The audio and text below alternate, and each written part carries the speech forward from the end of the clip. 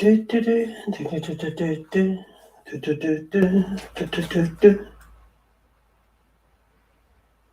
Johnson is a fucking cunt. He's a fucking cunt.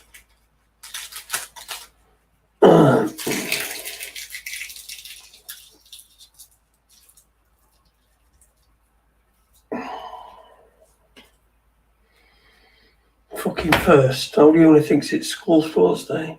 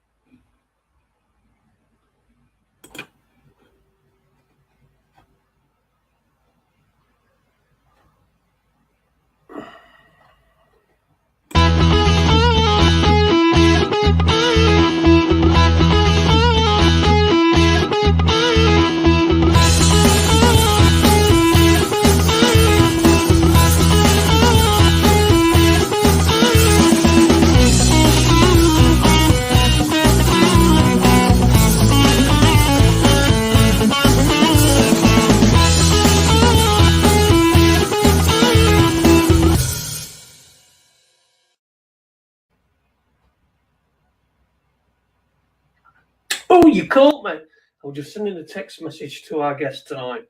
Good evening. Welcome to not a text message. I'm so pedantic, aren't I?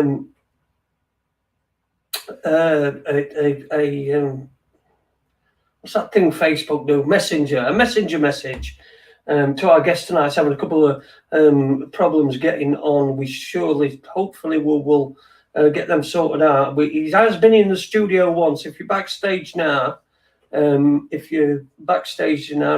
or whatever you are, just click on to get through. As long as your mic and your camera are working, it should be fine. So good evening to you all in this crazy night. Oh, that's me telling me I'm on. Crazy, innit? It's crazy. Christmas is coming, but nobody's getting fat apart from, everybody who voted for all these lockdowns and shit at Christmas. They should be made to fucking spend the entire Christmas period and then a week afterwards in a fucking a bed sit somewhere, and just see what the fucking reality is like for some people. But these cunts ain't got a clue. They don't even give a fuck about us. They don't give a fuck about us. I don't know what's up with Matt. We didn't have this trouble before. Just enter the studio if you're there, Matt. Hi, Jason. You said coming. Okay. Good one. Nice one. Coming. Dominic Cummings. Yeah, we had comings and goings over this period. It's been a year, hasn't it? I mean, we've been fucked for a year. We're owed a year. In fact, next year, we should get 2 Christmases. Sorry. I know. Jesus doesn't have 2 birthdays. That's only the Queen. People higher up than Jesus. Jesus don't get 2 birthdays, but we're owed a Christmas. But if people think that this is getting back to normal, it's not getting back to normal. It's never going to get back to normal. We've been telling you for years.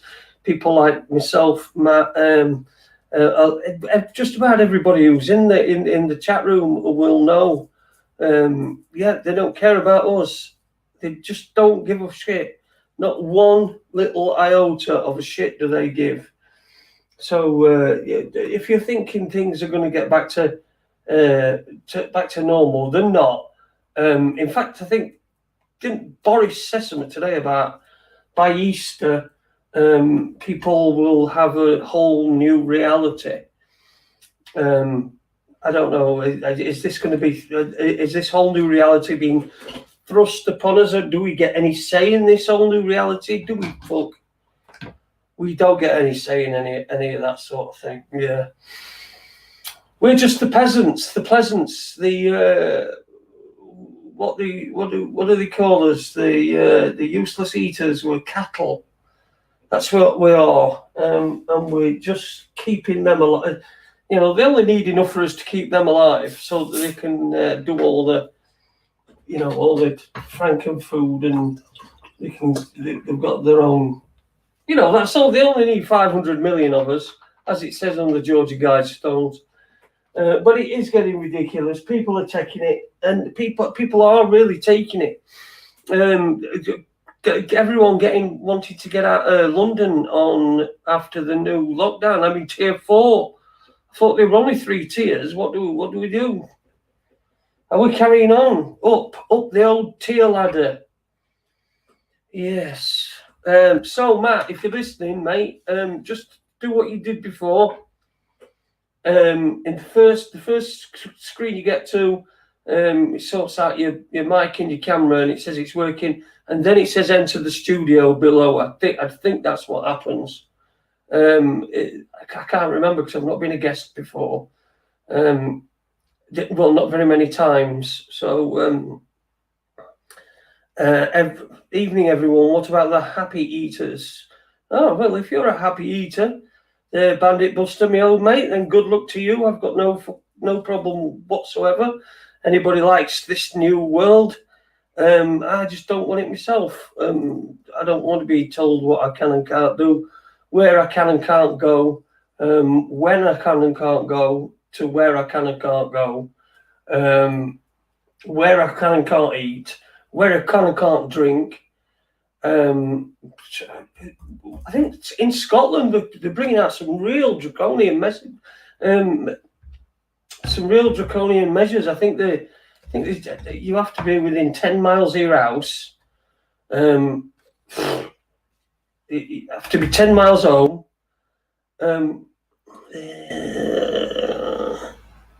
Okay. The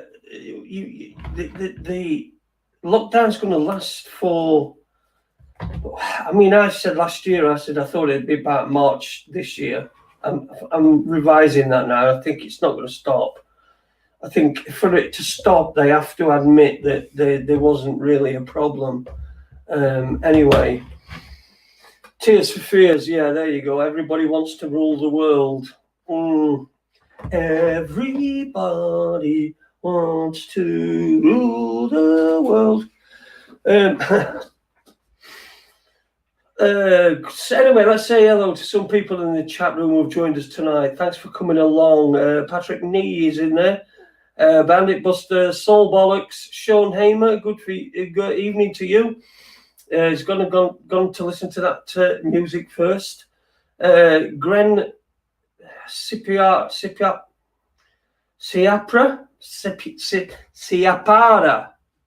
There you go. Sorry about that. That's terrible. Blazing Stars, of course. Patrick Nee is in there. I know Eunice in there because he said something right at the beginning. Matt Caddy and Donna as well. Good evening to you too. I hope you're having a wonderful, wonderful time here in wonderful Sheffield.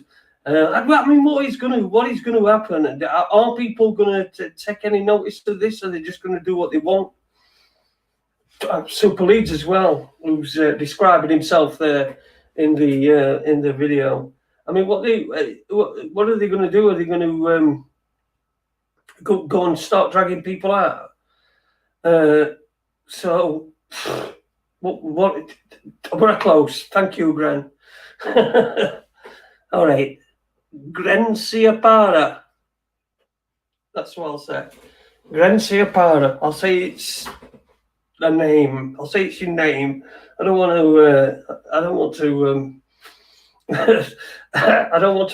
to miss. What would be the word? Miss. Not gender. Where someone's from. Yeah, you all know what I'm talking about. Sean Amos says that I trust you all realise how truly awesome you all are. Yeah, well, they are all awesome. Everybody's awesome. Great group of people come and listen to Raconteurs News. We're having trouble with our guest. It's 10 minutes. It's 10 minutes now. He said he sent me a text message saying that his mic and his camera were working. But I've not heard out since, and I would have thought he'd pop up.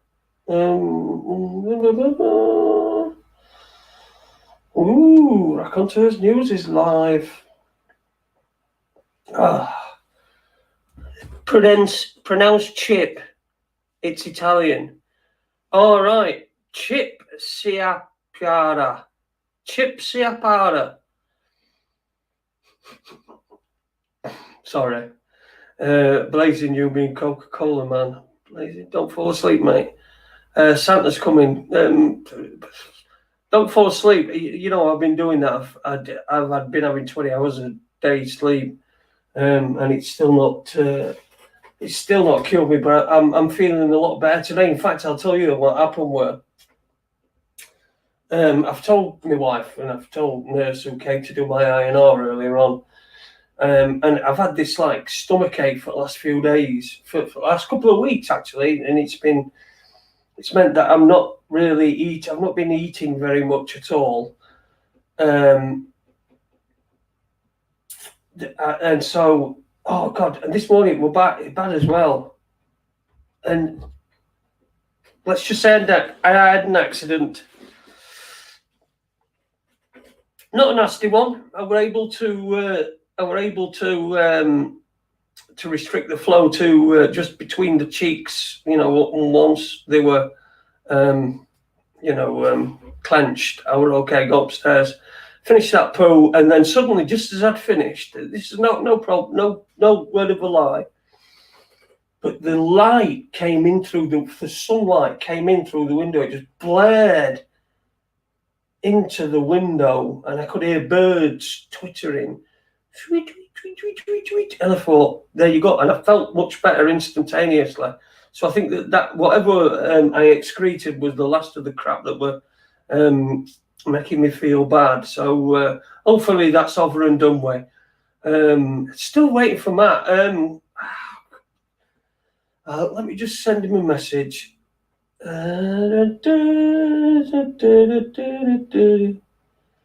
Send him a quick message. Just...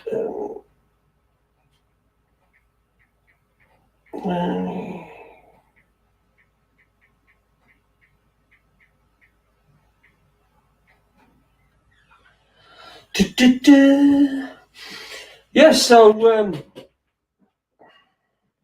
near miss, well saved.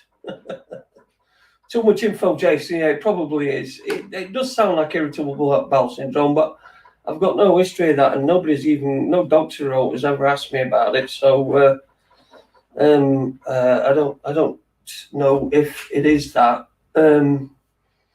Shitting budgie's not good. I can see you, can't hear you.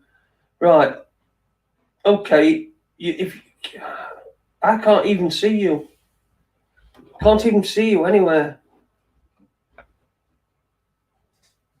Bugger, what the fucking hell's going on here?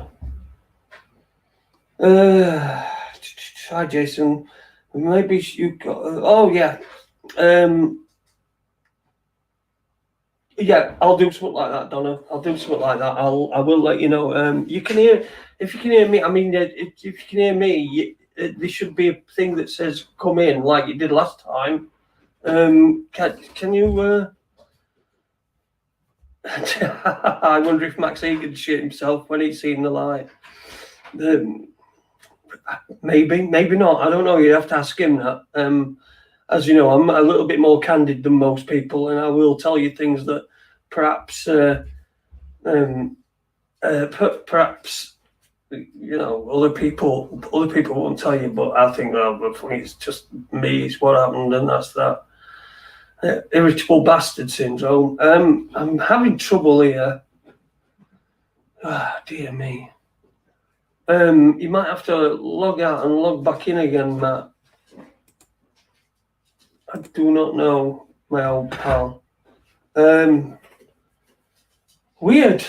You were here. We just couldn't connect your devices. Now we've connected your devices, and we can't get your ear.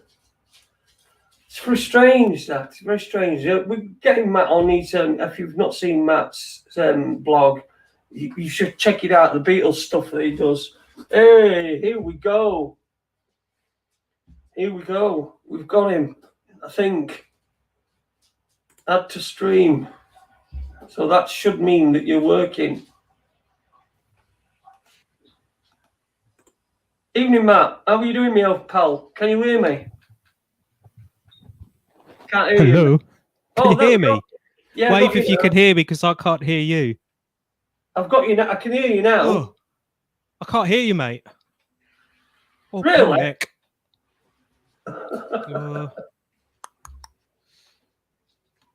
This is good show. This is good show. Is McCartney dead? We'll get into that in a bit. We'll probably be talking mostly about when we do. Yeah, I can't hear anything. I wonder what that is. What are you using? An headset? Did it register when you Magic? Well, you wouldn't hear it, would you? And I'm asking a question. I'm asking questions of somebody who can't hear me.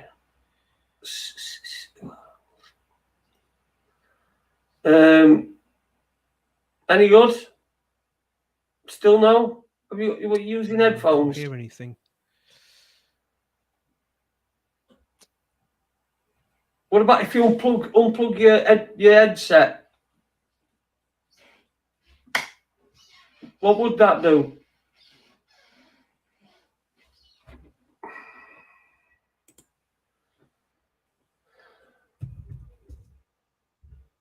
This is good stuff. This is good. No, can't hear anything. Good. Try that.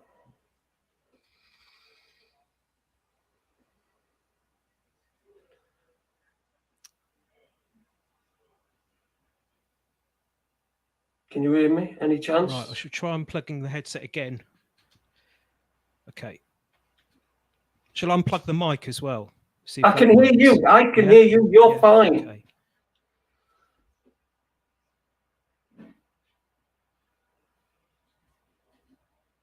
No, plug the mic back in.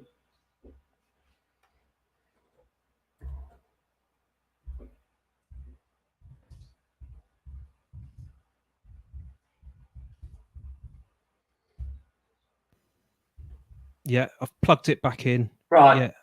Can you hear me now? Hear me now?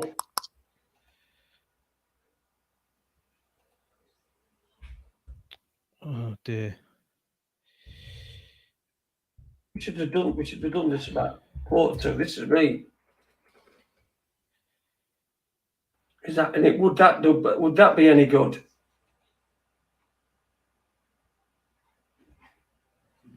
We're doing really well, aren't we? Unplug headphones. They are unplugged. Can you hear me? They're unplugged. Try plugging them in. I did test them just about 2 minutes ago, and they were working fine. The headphones, right. I could hear. I tried it on StreamYard. I tested it on that, and it was coming through on the headphones. But I'm not getting anything now with you. Right. No, nothing at all. Not getting anything at all. Plugged in. This is a unplugged them again. And it's a joke, isn't it? We can all hear you. We can hear you. We can. What if I unplug the mic as well? But then again, I don't know if it's going to come through at all. Then we could try it. Can you hear me now? Can't hear. You can hear me now. You can. Okay, I'm going to plug the mic then.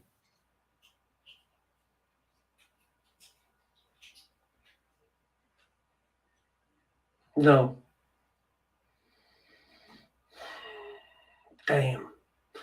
So then, anyway, Raconteurs news. Yeah, reconnect, Matt. Somebody says. I don't know if you can hear me or what, but somebody said. Let me see if I can add you to the stream. I don't know if you can. Can you hear me yet? Hear me now? Let's boot him and get him back in. Oh, edit mic settings. Oh. Kick from studio, down from studio, edit. I can't even see where. You can't hear me, obviously. Otherwise, you'd be. I know. I can hear it. I can hear him, but you can't hear me. It's weird, and you can hear both of us. But then again, I can hear both of us as well. Hey, dear me. Super. Oh, yeah. What we're going to say, I'm going to give an update while Matt's trying to sort some out and see if he can.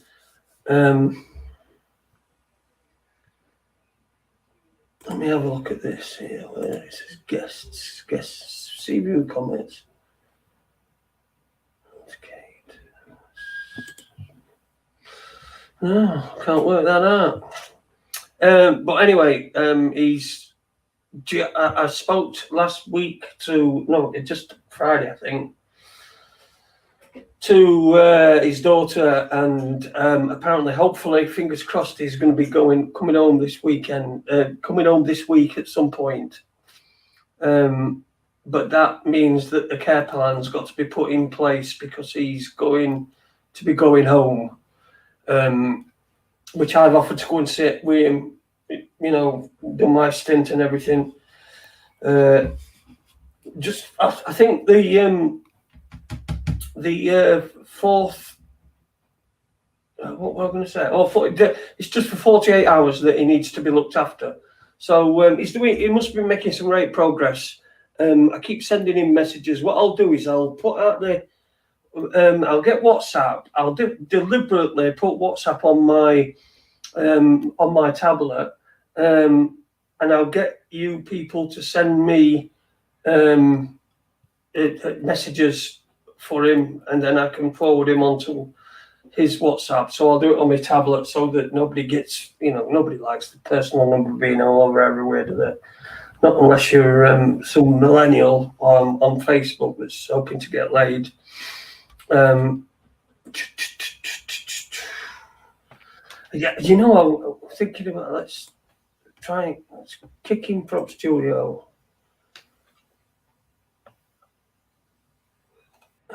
Keep guess. Right. So, Matt, try again. Try again. This is all we can do is try again. Let's have a look. Anyway, I'm talking about Matt. We'll probably be talking about John Lennon, with it just recently being the 40th anniversary of his death, his murder by whatever you think it could be. David Chapman, weren't it? Mark Chapman. But he was apparently MK Ultra. There's a lot of suggestions that it was something to do with the doorman there that was working on the door at the Dakota building in New York City. So that's probably what we're going to be talking about a lot. But we will talk about the current situation that we find ourselves in. La La Land, of course. Have you heard the song "Boris Johnson is a Cunt"? It's at number 2 apparently at the moment. It's from Cunt and the Gang. If you've heard of them, I heard of them from years ago. They did a parody of Katy Perry's "I Kissed a Girl," and I liked it. And they did one of I sucked off a bloke and I didn't like it. So sucked off a bloke, I didn't like it. It smelled like a bag of cheesy what's it? That sort of thing.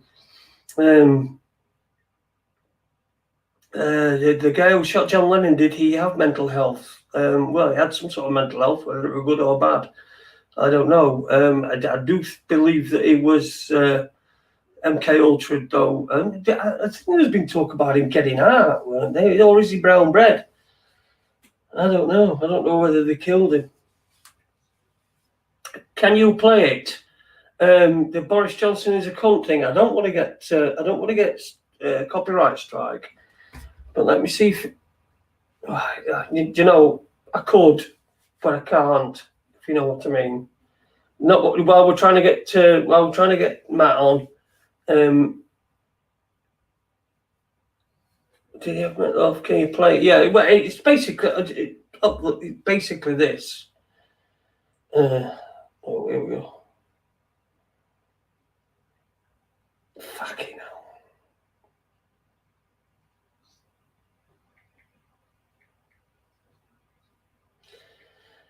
Fucking technology's crap, innit?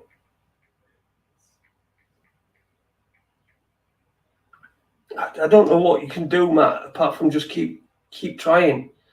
Mahat Malevolent says he loves Cunt and the Gang, loved them for years. Yeah, I think I played it I actually think I played I Sucked Off a Bloke. I think I played it in a club one time when I heard it, and I thought, oh God, that's just that's so funny. I thought that's so funny. I've got to play it, so I did. I played it at end at night. I've played a few things. I did a few things like that. I used to put songs in that I shouldn't do. The Mark Chapman misdirection bullshit. Lennon shooting is a confirmed hoax, says Sane Man. Oh God, I wish we could get Matt on just so that he could answer that. Answer these questions that are coming in. Mark Chapman had a copy of the book Catcher in the Rye. Apparently, a lot of people do, don't they? A lot of these people that are MK Ultra, I mean, if you watch the film, I think it's Enemy of the State. You can see, I think they feature Catcher in the Rye there, and is it Enemy of the State? No, it's the one where Mel Gibson in it. What's that one called? But anyway, he buys a copy of Catcher in the Rye, and then it goes and they go, pops up somewhere on some computer screen, and then they go and try and get him. God, what was that called? They were called Conspiracy Theory. Which is, well, why not?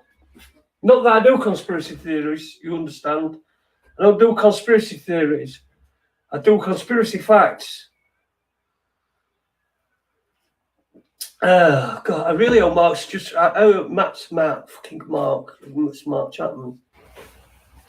I really hope Matt's still trying to get on. We've still got plenty of time, and we've not got him on by the hour. Mark, what I'll do is we probably have to rebook and probably after Christmas. Well, it will be after Christmas because Christmas is on Friday, and that should be a good after dark, shouldn't it? Christmas after dark. Debbie Does Dallas. I don't know anything about the Lennon shooting except that it was announced first via a live football game. I've never read Catcher in the Rye. I mean, there were instances when people get shot or killed, assassinated. It's often the places that they are. It's announced are really weird. I mean, back in 1980, it's a football match, a football game. And people who are at the football game aren't going to have a computer in the pocket that's going to tell them, oh my God. Because I remember when Whitney Houston farted. I remember when Whitney Houston died, and it was a Saturday night, and they were in this place, and they're going, and everyone kept just coming up and saying, Whitney Houston's dead, Whitney Houston's dead, can you play a record by her? And I thought, well, what's fucking point? You know, they didn't want one before she was dead. I mean, I don't know what happens to you when you get dead, but you seem to like get this halo above your head no matter what. Is that my head? Just checking my hair out there. I've got a bit of wings going on. Might have to have my Christmas haircut. By the way, I use Head and Shoulders, just like Denise, what's her name? Boris Johnson's song in the top 10. Yeah, YouTube's just recommended this now. It's weird, isn't it? It's funny that. I've just got a recommendation. If you could see on my screen, it just says on my, I just get these things that pop up in corner, like a notification. And it's just popped up Boris Johnson's song in top 10. Recommended, Cunt and the Gang. So earlier, I couldn't get to YouTube. Whenever I tried to put fucking Boris Johnson as a cunt in, it weren't having it. It weren't having it well, and it looks like we're not having it with the technology this evening, which is fucking really frustrating. Riveting TV. I remember After Dark on Channel 4. I think I do as well. I remember Heath used to get excited when the Channel 4 put a little triangle in corner of the screen, because that meant there were going to be some boobs in it or something like that. Boobs.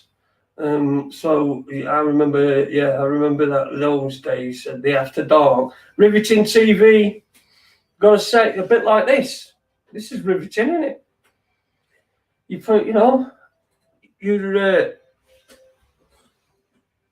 Can't believe I've got. Put my green screen down. I've got a fucking brick there, back behind me. There's a brick. Jason, you should comb over the fuzz on top of your head to the left. It might thicken up. It might very well do, but it's going to be. It's not going to be for quite a long time. I'm going to have to grow it down one side. Oh, that's what he did, isn't it? Who's that footballer? Bobby Charlton. He did that. Where he'd make one side, he'd grow one side really long. So if you saw him and then he'd comb it over top, it was really weird.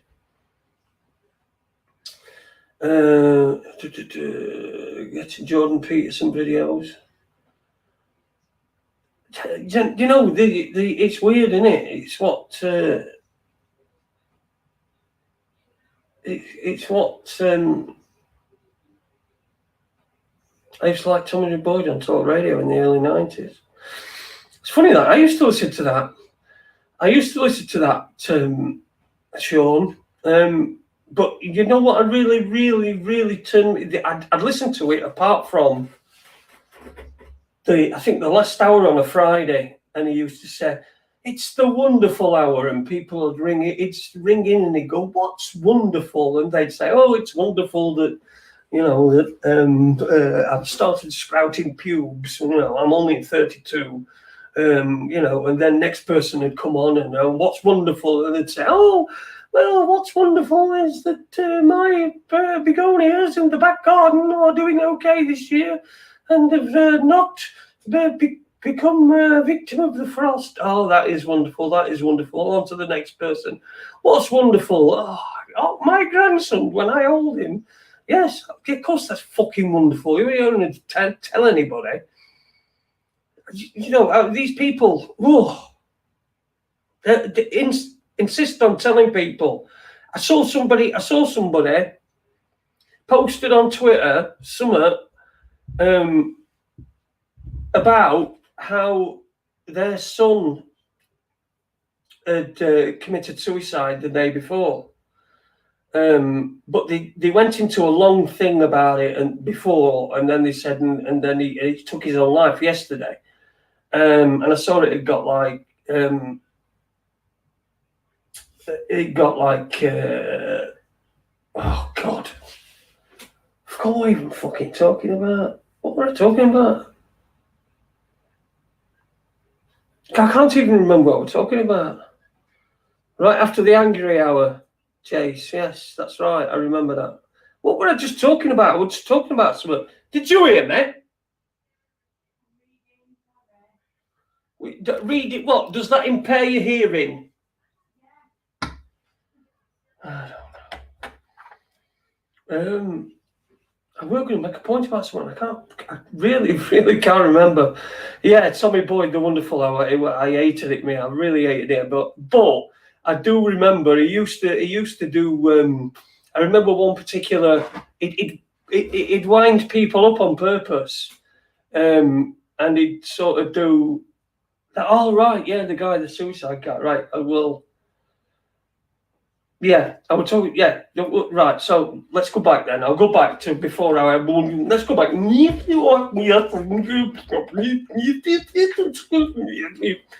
the fucking talking about fucking the son, and then he said, and he took his life yesterday, and his picture, and you see it's got like fucking 20,000 retweets and all these love hearts and all this thing, and I think to myself, 24 hours after your fucking son's committed suicide, you're on Twitter, you're scouting for retweets and little hearts and shit like. Who gives a fuck about all that crap? That's the fucking problem. Is people give a fuck about shit that don't fucking matter, right? It doesn't matter. That grief is something that's private. I'll believe that all along. And I know a friend of ours, both myself and Matt. I know Cass. He's a friend of ours who we've known for a long time. He's just buried his mum today. And it were just people that knew that I just send condolences and passed on all the best for her onward journey, because I don't believe it's done. And it's a rest in peace. Fuck rest in peace. You mean somewhere else. You're never getting a rest. This existence inside your head is never gonna go away. That's why it has to be reset every so often. Yeah, so I thought to myself, 24 hours after your son's killed himself, and you're on fucking Twitter, and you're obviously fucking trying to get likes and retweets and God knows what comments and all that sort of shit. It just does, it fucking really does my head in. And people instead of I mean, how many people were grieving for that bloke that they could have been there for? They could have took the time to be there for him. Here we go. Hello. Hello. Can you hear me? I can hear you. Yeah. Wow. Yes, I've got you. If you could turn yourself up a bit. Tell myself what? If you could turn yourself up a bit, just a tad. Okay, I'll try. Oh, fucking hell, man. I know. I'm all. I'm really needy, aren't I? Do you know what? Do you know what's really embarrassing? We're two DJs, right? How long have we been DJing? I DJ'd until about 3-4 years ago for about 32 years. Okay, so we're professional 25. DJs, right? So professional DJs made a living out of this, and we don't know how to sort out sound equipment. 57 years. That's really embarrassing, isn't it? Oh dear. But it was always the case, wasn't it? I don't know about you, but when I used to DJ, and if the equipment went wrong, there'd always be a techie. The manager of the club would say, "Oh, okay, we got a phone up," and they'd have the number of the techie in the phone book, and it was always this fat BO stinking bloke who could never DJ himself, would love to do it but couldn't do it, so he always ended up being a techie instead, and then he'd get on the floor effing around with the leads and stuff, and his BO would, emanate. Oh God! I once went. I was once doing this. In fact, I'll tell you what it were. They went and got me to do this club at when I think World Cup run in England were playing Portugal, and it got to a penalty shootout, and it were a huge, massive club, and I got the light jock. And when I first met him, I says, I'm Jason, and he says, "What's your DJ name?" I says, "Jason." I'm just me. And he says, I said, he says, "Oh, pleased to meet you. I'm Soap." And he says, "I could tell you why I'm called Soap, but if I did, I'd have to kill you." And then I just instantly knew. I thought, what a toss bag. He wants to be a DJ. He can't do that. So he's doing lighting. Lighting, good lighting jocks are fucking worth their weight in gold. They'll add and create. Don't get me wrong. Lighting is fantastic. But, it's just this. If you're going to be, and don't get ill, because if you get ill, he's going to be standing at the manager's office the minute he finds out you're ill, asking, is there any chance I could do tomorrow night's set? I work here every night. I'm sure I'll be able to read the crowd because I'm here every night. You just know it. Yeah. You just know it. Eamon and what's her face on This Morning. God, that's the DJ world. Yeah, exactly. That's it, isn't it? Yeah, although I'm not comparing myself to Philip Schofield. No, neither am I. I've never done a runner. No. Anyway, welcome to the show, Matt. Welcome back. Thanks for coming along. Thanks for agreeing to come on again. Sorry it's taking so long to get all this crap sorted out. It's technology. It always happens with Skype and all this kind of stuff. Always. It doesn't matter how ready you are. As soon as you're about to go on, it just still goes, It all goes tits up. It does. Just before you came on, I was talking about a mutual friend of ours who's lady's mum to rest today, Cass. Oh, Cass, yeah.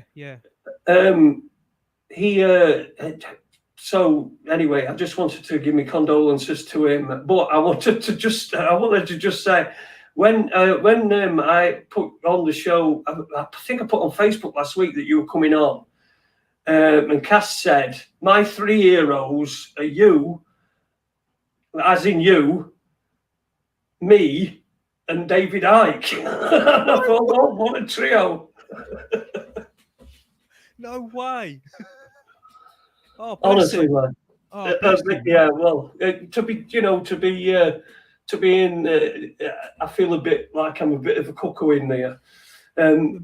Anyway, so we've lost half an hour. What do we want to talk about tonight? What are you working on at the moment? I know it's. Shall we talk about the current situation that we find geopolitically first, and then we'll get into the John Lennon Beatles stuff. Whatever you want. A little bit later on. So go on, Matt. Here's your take. See, how do you think it's gone? Because we spoke at the beginning of lockdown. When was it? How do you think it's gone, and how do you think it's going to go? Well, it's going as planned, isn't it? It's going as everybody, the so-called powers that be planned. The so-called elites, and that's the frustrating thing. We know the way it was going to go. Not even this year, but 10 years ago when me and you were doing the forums and stuff and the chat rooms or whatever, we knew what the game was. My thing is this year was I didn't think it would happen in my lifetime, in our lifetime. I just never thought it would. I thought it would happen either in, say, like my niece, she's 3 years old. I was thinking when she's middle-aged or even when she's about to draw her pension, that's when it would happen. But it hasn't. It just seems to be that the agenda is now being rolled out. And with regards to this year, never mind the predictions we were making 20 years ago on the forums, everything that we've been saying since the beginning of the year, whatever it is, for example, there's a lockdown. There'll be another lockdown at the end of the year, September, October time. And bingo, there it was. This is all about the vaccine. That was the other one. Bingo. And it's all about the vaccine. And it's just it's all the stuff that we keep saying on social media or wherever we say it in public. It's all coming true. And what really pisses me off is that people aren't getting wise to it. Now, normally I wouldn't give a toss. I just say to myself, do you know what? Let's just, okay, this is my life. This is the way I live my life. This is my wife. This is the way we see the world. We see it a little bit differently to the majority, to the so-called normies. So let's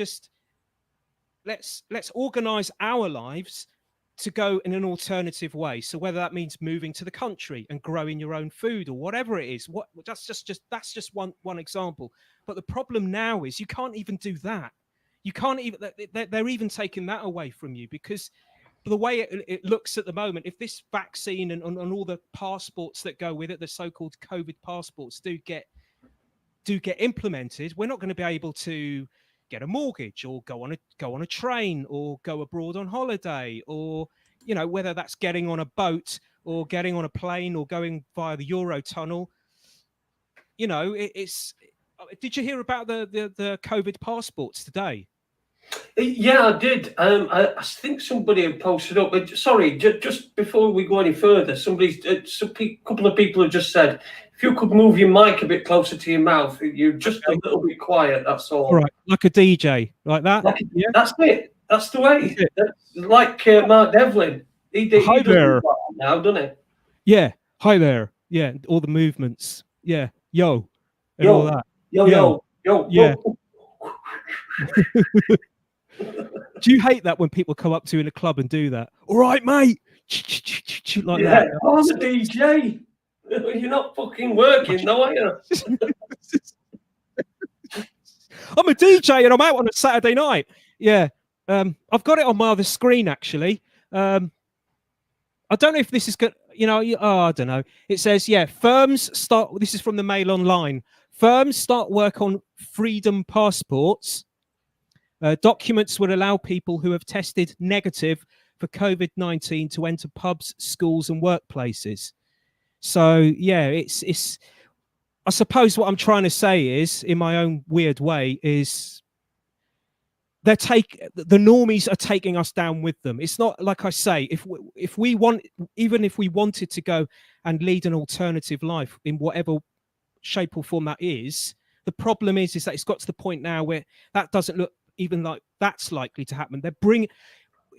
We've gone beyond I think we've gone beyond the phase of we've just got to let the normies get on with their lives and we go and live our own lives. And all, the thing about, you try to wake people up, quote unquote. The thing is, you try to wake people up. You're standing in a bus queue or you're in a shop and someone brings up a subject about politics or the world at large.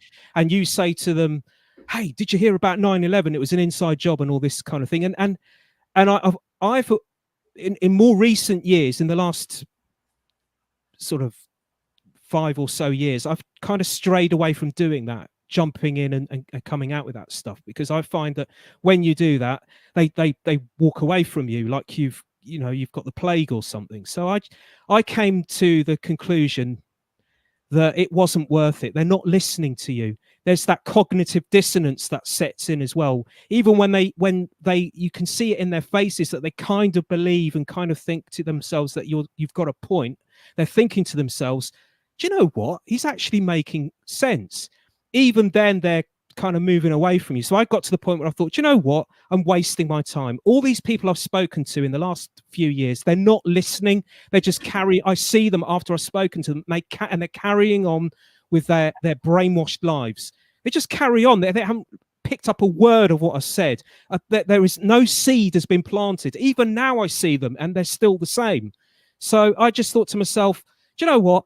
Forget it. I've just got to live my life. My wife, me and my missus have got to live our lives. And like I say, try and live a different lifestyle. But the problem is that it's got to the point now where the whole world is affected by this, that they're bringing us down with them. And we need to say something. But the problem is they're not listening. It's a catch-22. You speak to them, they're not listening to you. You don't speak to them, you're not going to make life any better for yourself, let alone for the whole world at large. So that's where I feel we're at now. I know it's a pessimistic way of looking at things, but I'm not one of these people who looks at life when it's shit and says, "Oh, don't worry, think positive, and it's going to be okay." I don't think like that. I see things as they are, and the way I see them, and I just say it as it is. And if some people think that's negative and pessimistic and tough, that's the way I see it. I am not going to sugarcoat it and say things like, "Oh, don't worry, hun. Think positive." You can't do that. If you do that, you're not going to get on with your life. You're going to be stuck in an even deeper shit.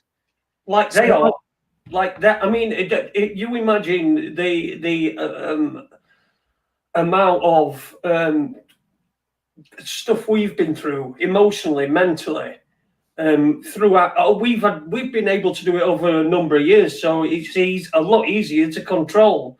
You do have times when you go off at rails. Well, I certainly had times when I went off at rails, and I've been drinking too much, and it's all got on top of me, and I've allowed it to. But we've had so much longer to be able to get used to it. Now, for somebody for all this to be then dumped on them, after all these years where they've been saying to themselves, they've been hearing things and say, "Oh, that sounds a bit dodgy," but then the move on. The subconscious brain takes it away from them and protects them from it. So it's these people are victims. But like you said, I'm at the point now where if I hear some people talking, say I'm in a shop or something like that on my spouse chariot, if I hear people talking about whatever, I just sort of end up not laughing to myself, but sort of chuckling and as though like it's something a child would say to you. You understand what I mean?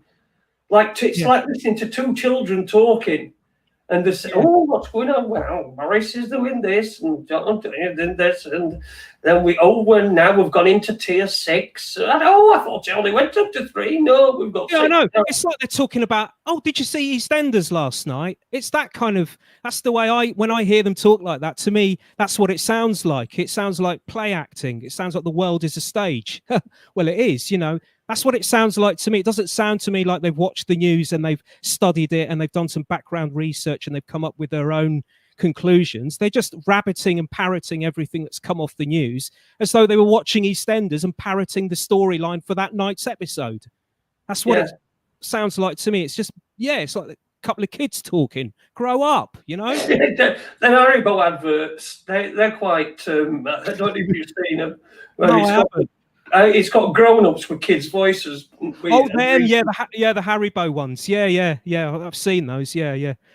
But what are we going to do? What are we going to do? Just I'm going in supermarkets and I'm still the only one not wearing a mask. There could be hundreds of people in the entire building and I'm the only one not wearing a mask.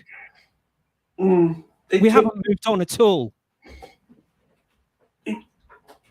We've not even grown up. Webby's in chat room. Good evening to you. Paul Webster's in chat room, and he posts a lot on Facebook. I know, and that's his thing, isn't it? Grow up, kids. Grow up, exactly. Yeah, exactly. That's how I feel. Yeah, they should be doing that. They should be growing up. I mean, like you said, we don't want to be doom and gloom, but you're not getting your fucking life back the same as it was in February last year. You're never getting it back that way. There's always going to be some boogeyman, and now they know that this agenda will work. They're going to use it again and again whenever they can, at every opportunity, because they know that will herd into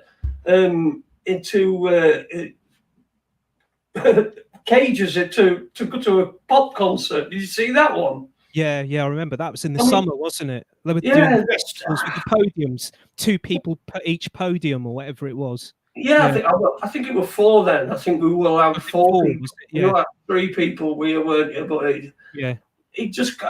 we've just got. Once you think to yourself, right, we're at a tipping point now. People are gonna see this, but they don't. No.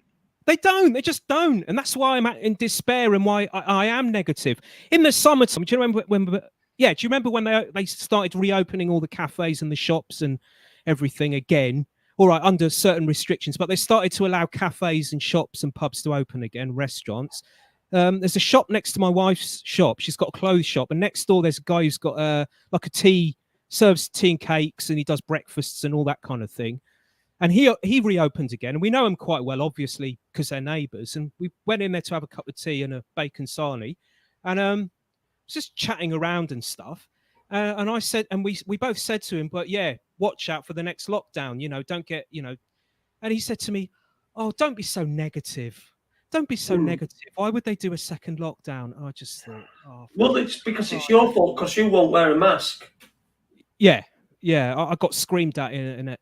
That's why my hair's this length, man. I've been trying to get my hair cut since this lockdown stuff. I can't get a haircut. Every place I go to, they want to take my temperature, and I refuse.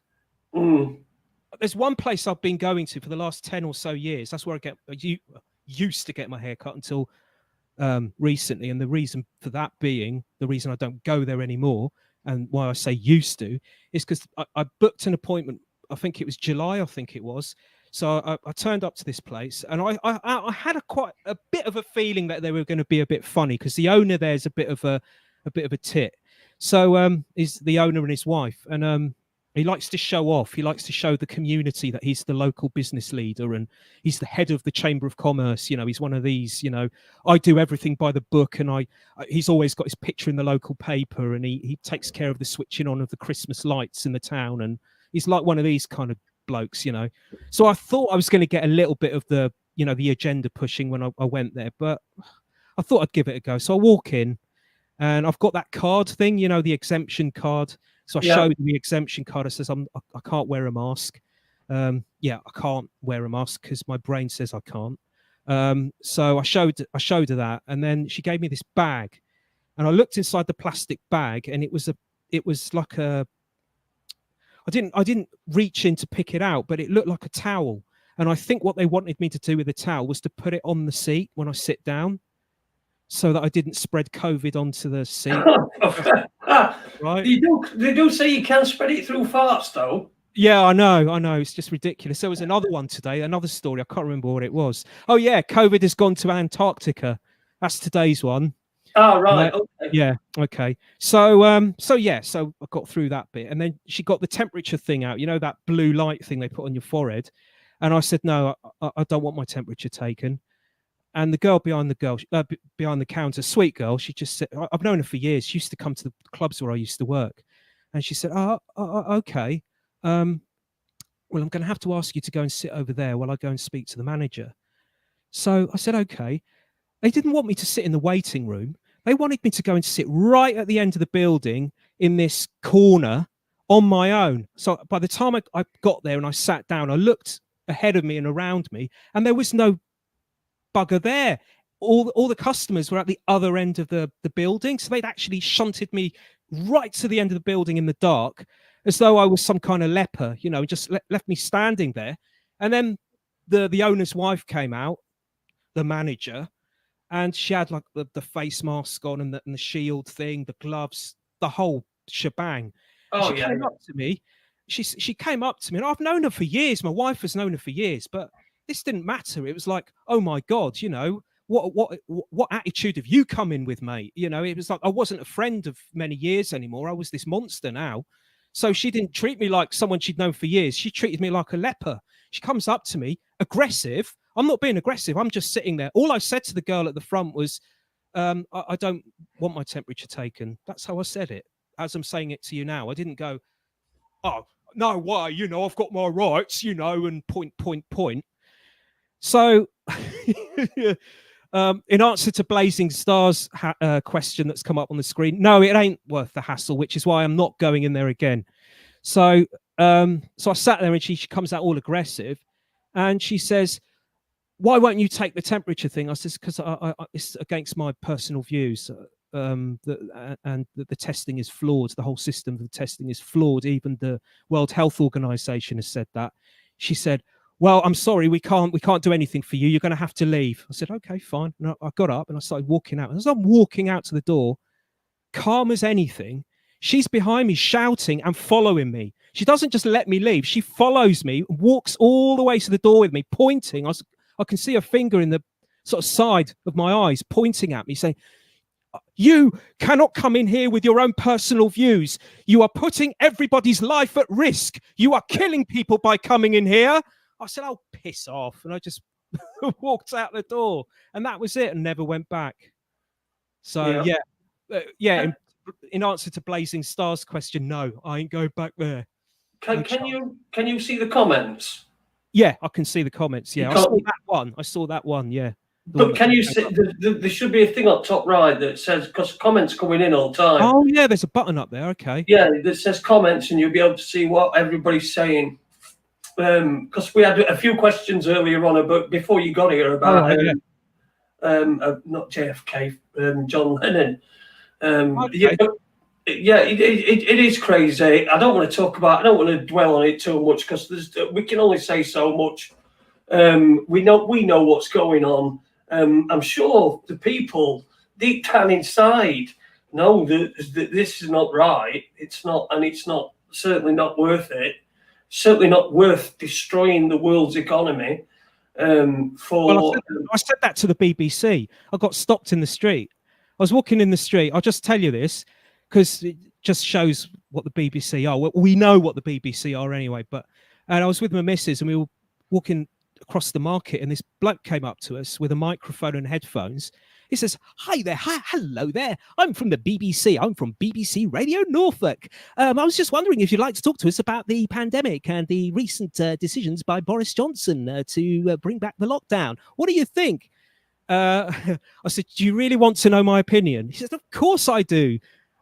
Right, okay, if you want to know. So I just went into what you said about, is it really worth bringing down an entire world economy for an illness which is about as dangerous as, it's more dangerous to walk across the road, or to get on an aeroplane, and you've got diseases like tuberculosis, which affects about 1.5 million people a year, and that's according to the World Health Organization, which kills thousands and thousands of people a year, and which really does need to be looked at because it's spreading from country to country. And we don't care about that, but we're caring about something with this minuscule statistic next to it. So I went through all of this very calmly. I didn't get into a pointing, shouty thing. And at the end of it, he said, okay, well, I'm not exactly sure if we'll be playing that one, but do listen in. So I did listen in. I listened into the local Radio Norfolk news show, to all the little vox pops and bits and pieces that they played everyone's, but mine, of course. Yeah. You were never going to get that. But people keep trying. I know there's. I know he's an old BBC guy. I don't know if you've come across him. He's got his own YouTube channel now. And it's called Alex Belfield, and he's a bit. He's a bit, too. But he is asking the right questions. Yeah. So, and he's got a huge following. So, he's asking right questions. Blazing Stars says, Jason, it's not your economy. What you lost? I'll tell you what I've lost. I'm hardly going to get out for Christmas. Hardly anything, because nobody can afford out and nobody can come. Nobody's allowed to come anyway. I mean, what? Dear. It's all that as well. It's not just the money. It's the social aspect. Not being able to go and see. Like my father passed away this year, and it was horrible. He was a really popular man in the town where I live, local businessman, and he did really well. And he was a really nice guy, and everyone loved him, and no one came to the funeral because they couldn't. There was just me, my mum, my missus, and about 2 or 3 other people, And they tried to blame that on COVID as well. They phoned, the coroner phoned up and says, did he die of COVID? I said, he did not die of COVID, okay? He had pneumonia. He's had it he needed a pacemaker. He actually needed to have a pacemaker fitted in. And do you know why he didn't get it fitted in? Because they closed the hospitals for COVID. So that's what he did die of COVID. In a way, he did. Yeah. So, yeah. It's a COVID-related death, isn't it? Yeah. But to be fair to the coroner, he didn't put it down as the cause of death. In fairness to him, he didn't do that. Well, sorry to hear you lost your dad, Matt. Our condolences from everybody here at Raconteurs News. I'm sure everybody in the in the chat room would agree with me as well. But to lose somebody close in this sort of situation is terrible as well. Like you say, he's a very popular guy. There would have been a lot of people who would have wanted to go and pay the respects. You know, there might have been people outside. It might have been full, so there might have been people outside. All this sort of stuff, you know, and that. That's my mum as well. You know, that for a family would be really, really comforting to know that there were that many people that wanted to pay the respects. That your mum would find that comforting. That comfort's been taken away from her for all. Yeah, that's exactly it. It's not just the economy. It's just not economics. It's not just the economy. It's hitting on a personal level, big time. Yeah, and when we went to the hospital, I mean, we knew one of the nurses, and she was nice enough to allow us into the hospital, and it was the respiratory ward. Okay, there was no fucker in there, and this was right at the height of the lockdown in May. There was no fucker in there. There was 2 beds, and there were 20 people. I counted it. There was about 15 to 20 people standing behind the reception counter. You know, nurses, doctors, the rest of it, all crammed together, standing behind the counter, the reception desk in that particular ward, and they were all bored as hell. They kept coming up to us asking, "Do you want a cup of tea? Would you like a cup of tea? Would you like another cup of tea?" Because they had nothing to do. There was nobody in there. It was just my dad and a couple of other people, and that was it. Yeah, we've heard reports like that. I mean, my former co-presenter, Adi, I don't know if you remember Adi, he was another former DJ. He had a stroke a few weeks ago, and he's luckily he's going to be okay. Well, we're hoping he's going to be okay. He can walk and look after himself and do a cup of tea and stuff like that, and he's starting to get a bit of speech back. So he's going to be all right then. So yeah, it looks like he's going to be all right. But when Jessie's daughter were telling me, because they weren't allowing her in. Yeah, it was the same with us. It was 1 in, 1 out.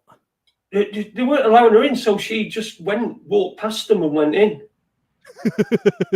Cool. But that you know, if anybody knows Adi, then that's just a chip off the old block. But yeah, it is. It's the human cost is just as bad as the economic cost. In fact, it's probably worse. Yeah. An economy can be rebuilt. People who've hung themselves or people who've died because they've been not given treatment that they need because of this so-called COVID nonsense. Then the human cost is much greater than the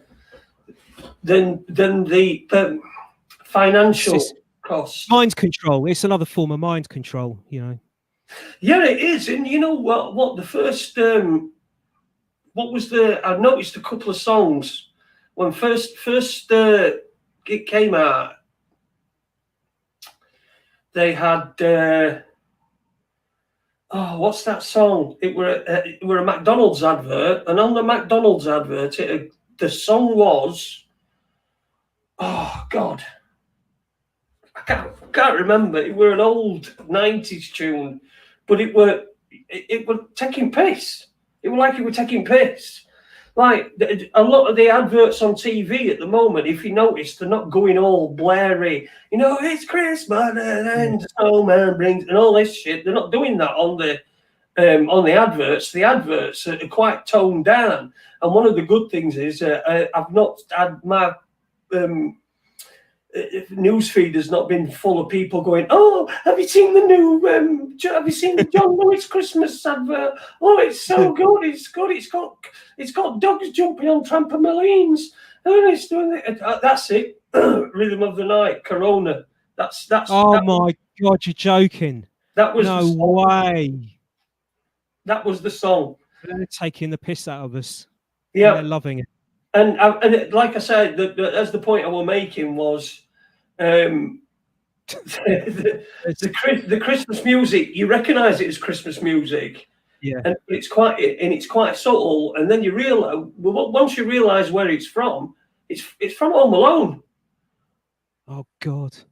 You know, And so you think to yourself, it's all there. But all these things are then put there, and then they'll go, oh, he's mad. He'll say he'll make a connection between anything and this and that. Oh. Anyway, let's get on to your body of work, your current body of work that you're working on at the moment. I know you've got a great blog, Conspiro Media.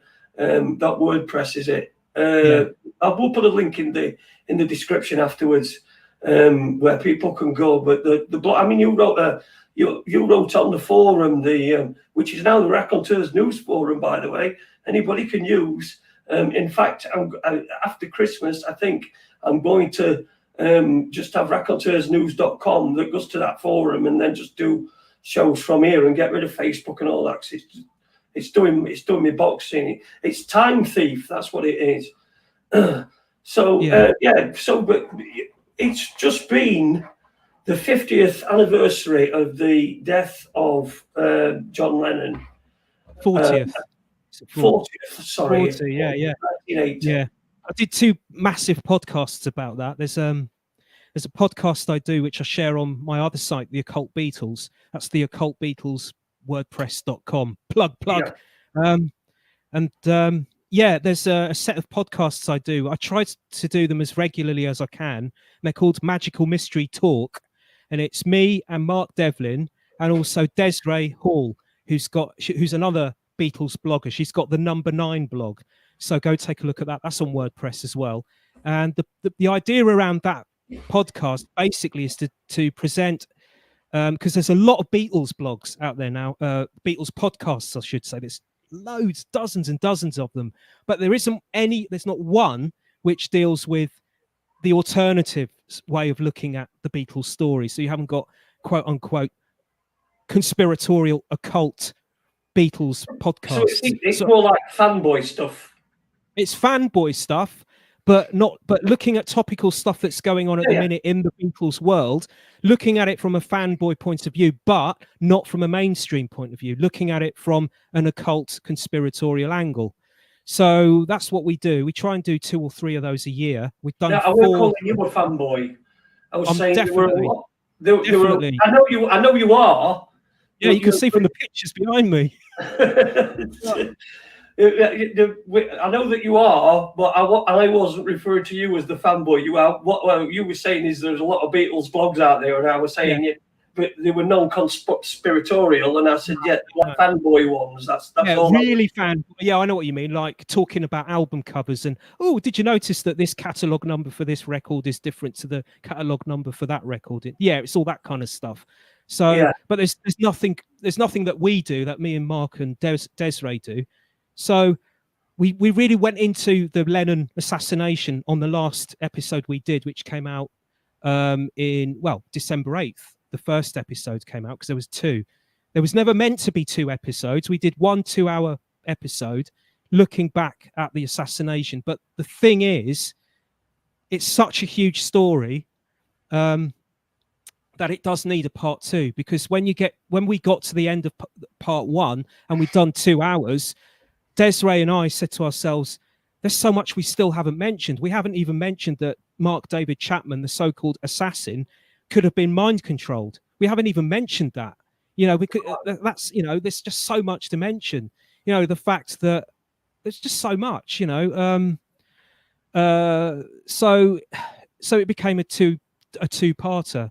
So it's 4 hours, 2 hours each. I did see that Mark couldn't make the second one, could he? No, he was too busy to make the second one, because we have to pre-book them weeks and weeks, sometimes months ahead.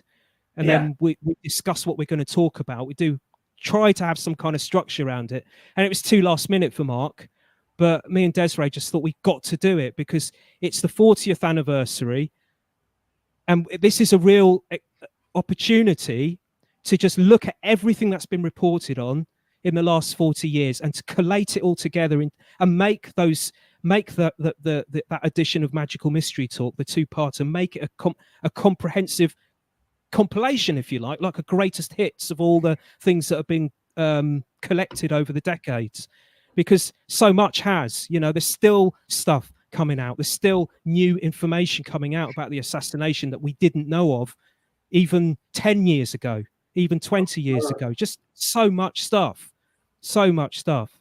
So give us an overview of what happened. Well, just the bare bones. He went out. I know. But it's like you say, what happened? Well, you've got the official version, right, and then you've got the version that actually makes more sense. Okay, according to the official version.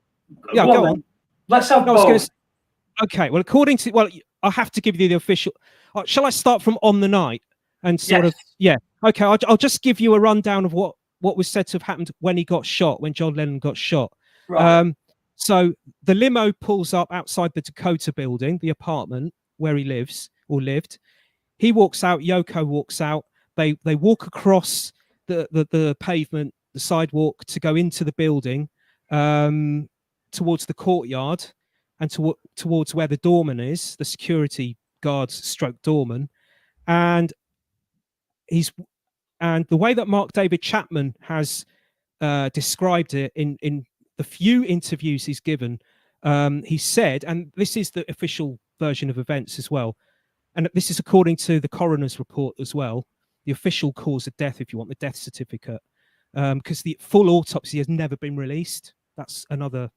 It's never been released, and it will never. Someone did, an author and a researcher tried to get it released, and it won't come out. So the death certificate. So according to the death certificate, and according to Mark David Chapman, John Lennon walked past Mark David Chapman. Chapman was near the limo, so So Lennon walked out of the limo, and on his right was Mark David Chapman. Lennon carries on walking, so his back is facing Chapman. So Chapman is on the right. The wounds are in the left. Okay, in the left lung, shoulder area. It's four hit him. Apparently, that's what we're told. 4 bullets hit him. There were 5 shots. Some people say. Others say they heard 6. Other witnesses heard 6. Others heard 4, but others heard 5. But 4 hit him in the left. So already we've got this. Is that possible? He's standing on the right, and John Lennon is hitting the left. So he carries on. Well, he doesn't. He carries on walking for a bit, and then he collapses, and that's the end of that.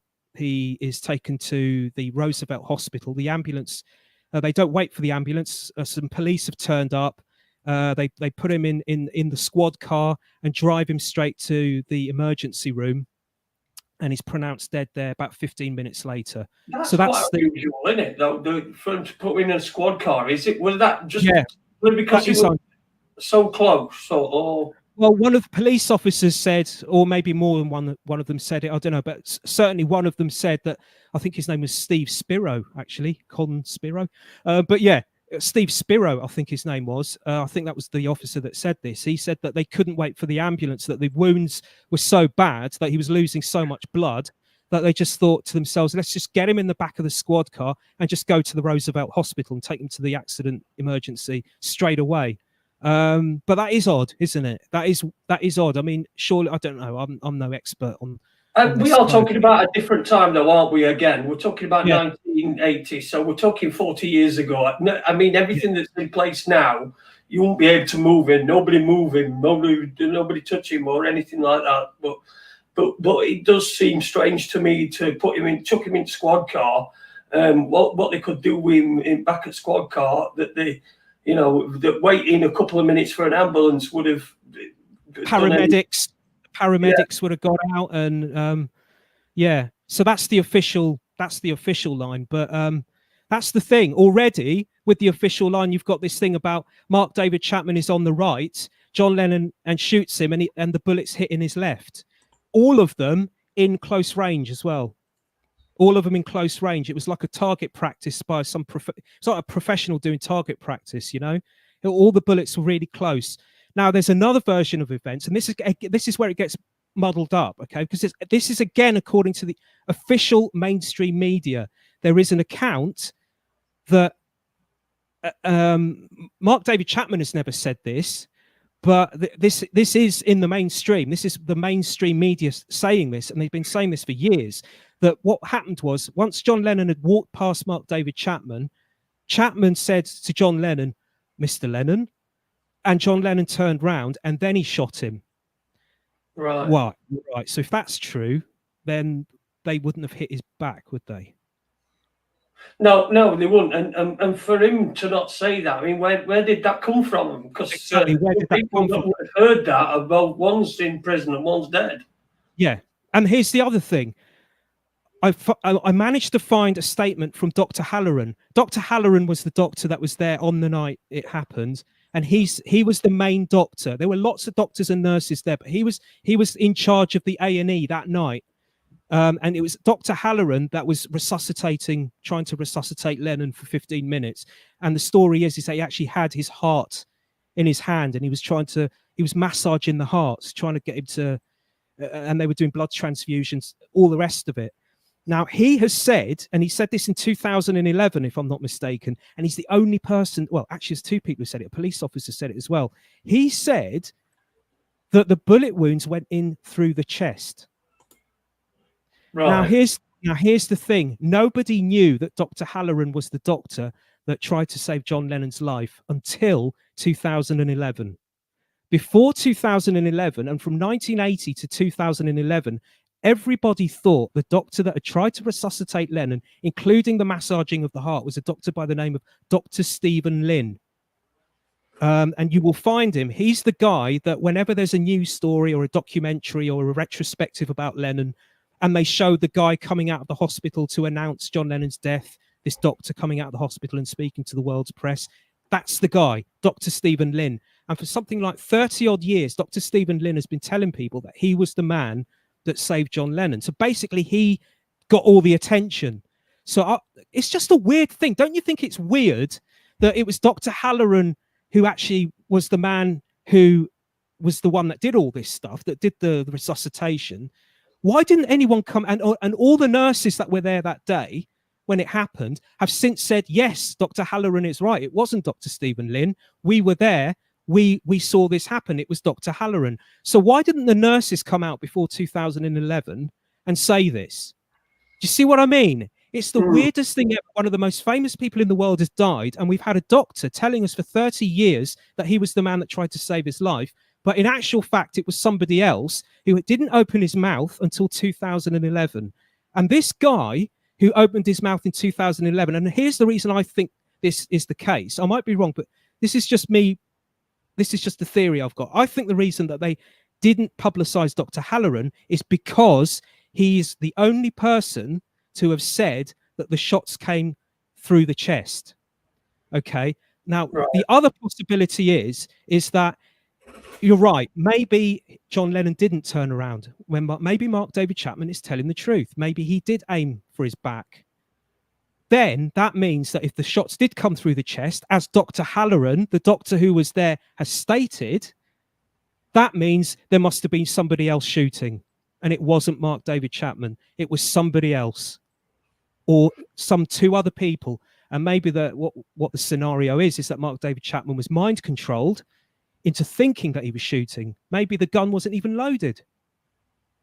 Did he have a copy of Catcher in the Rye on him? Yeah, he had a copy of Catcher in the Rye, and he said the reason that he shot John Lennon was to bring the Catcher in the Rye into the public domain, to publicize the book, because the whole story of Catcher in the Rye is basically, it's quite a good book, actually. I read it before I did the podcast, and it's basically a story of a 16, 17-year-old upper middle class kid in New York.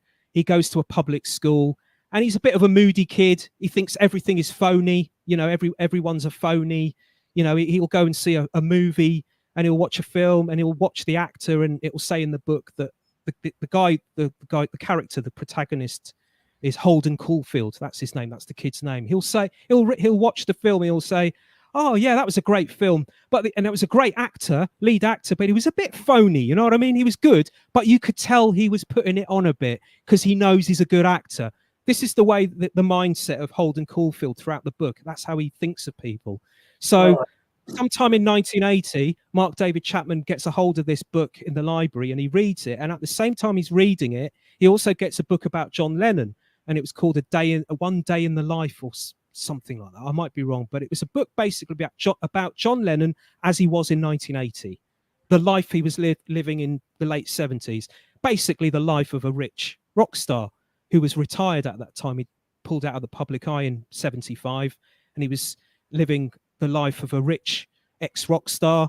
Lots of as you would, lots of properties around the world. His wife was buying shares in different bits and pieces. He was going around the world, living abroad, going here, going there, enjoying his life. And what the media tell us is that Mark David Chapman has said this as well, but whether he actually means what he's saying or not is another thing. But he says the reason that he shot Lennon was he was reading Catcher in the Rye and he caught onto the phony thing, and he fitted the phony theme into John Lennon's life, because he was thinking, wait a minute, what's John Lennon doing living this kind of lifestyle? I thought he was meant to be this peace-loving, anti-establishment man of the people, imagine there's no possessions and all this kind of thing. And here he is living the life of a king. He's a phony. He's got to be taken out. This is the official version of events. So good story, though, right, isn't it? Huh? It's a good story for him to come up with. It's a good story.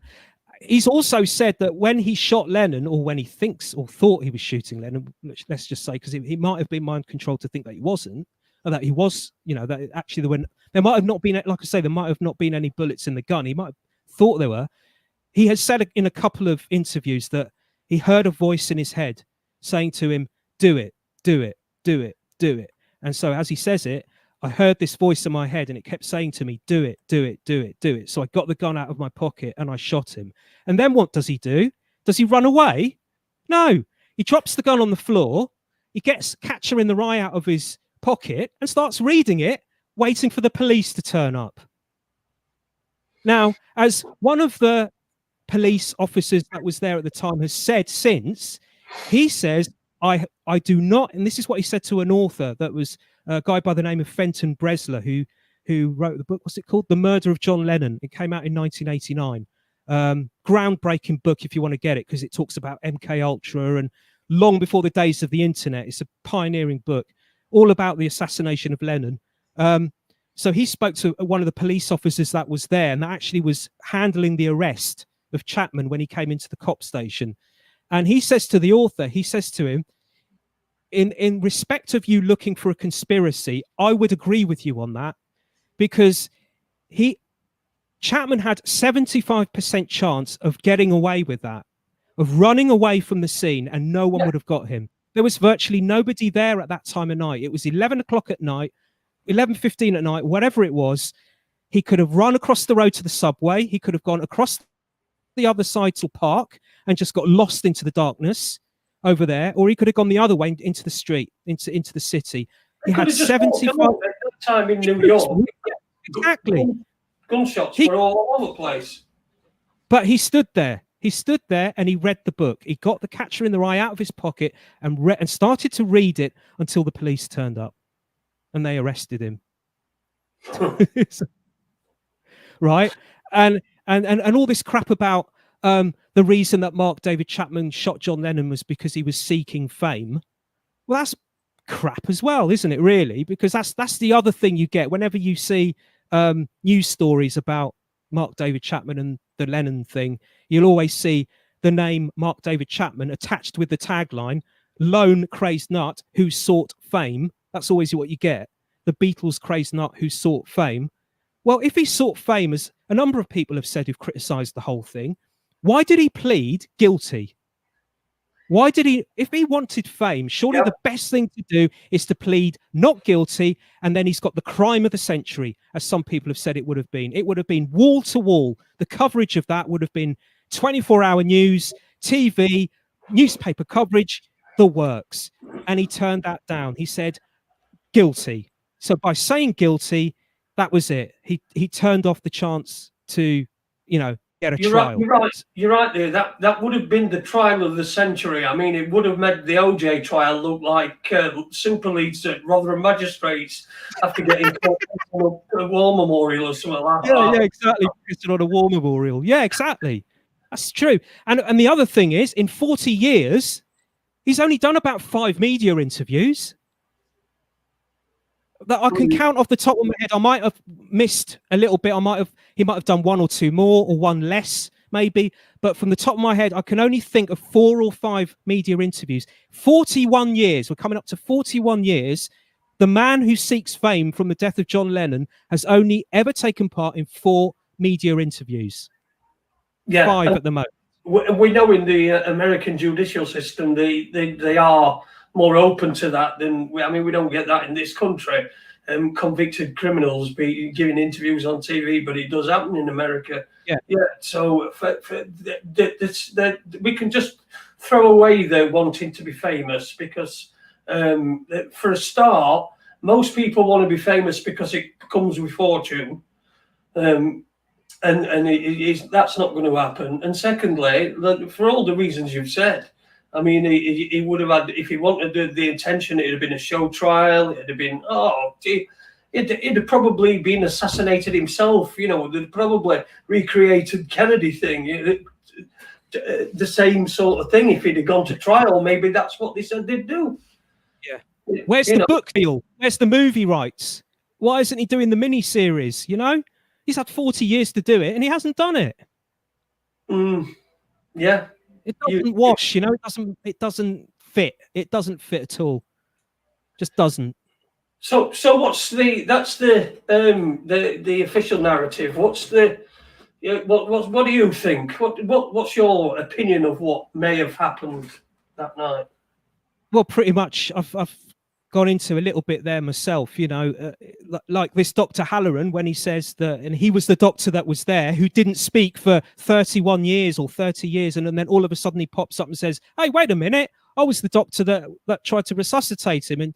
And I've got all these nurses here that say, yes, he's right, he was. Well, where were you? Why haven't you spoken for 30 years? Is it because you actually say, and you've gone down on record to say that the bullets went through his chest and not his back? Because if the bullets, as I say, if they went through his chest, that means there was other people there that were standing ahead of Lennon, that were standing in front of him, that must have shot him. Well, that blows the whole narrative apart, doesn't it? It blows it all apart. You know, Right. it's back to this COVID thing where you tell people the facts, but they still carry on going with the lies. You know, he wasn't. You know, it's crazy. Sorry, I've just stuck myself in my arm by accident. I got it with a cocktail stick, and I got it in my arm. I thought, that'll be what. You're not mind controlled, are you? You didn't hear something in your head go, do it, do it, do it. No, I was probably practicing for my COVID vaccine. Yeah. I mean, there's also the anomalies as well. I mean, there's how many building. For a start, let's talk about the building and also the doorman who was on that night, who wasn't the regular doorman. Is that right? No, he was the regular doorman. He was. Was it?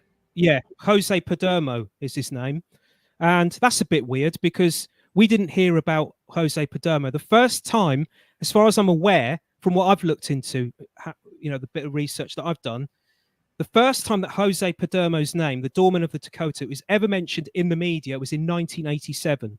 So the murder of one of the most famous people in the world, and the doorman that was there and is said to have witnessed it.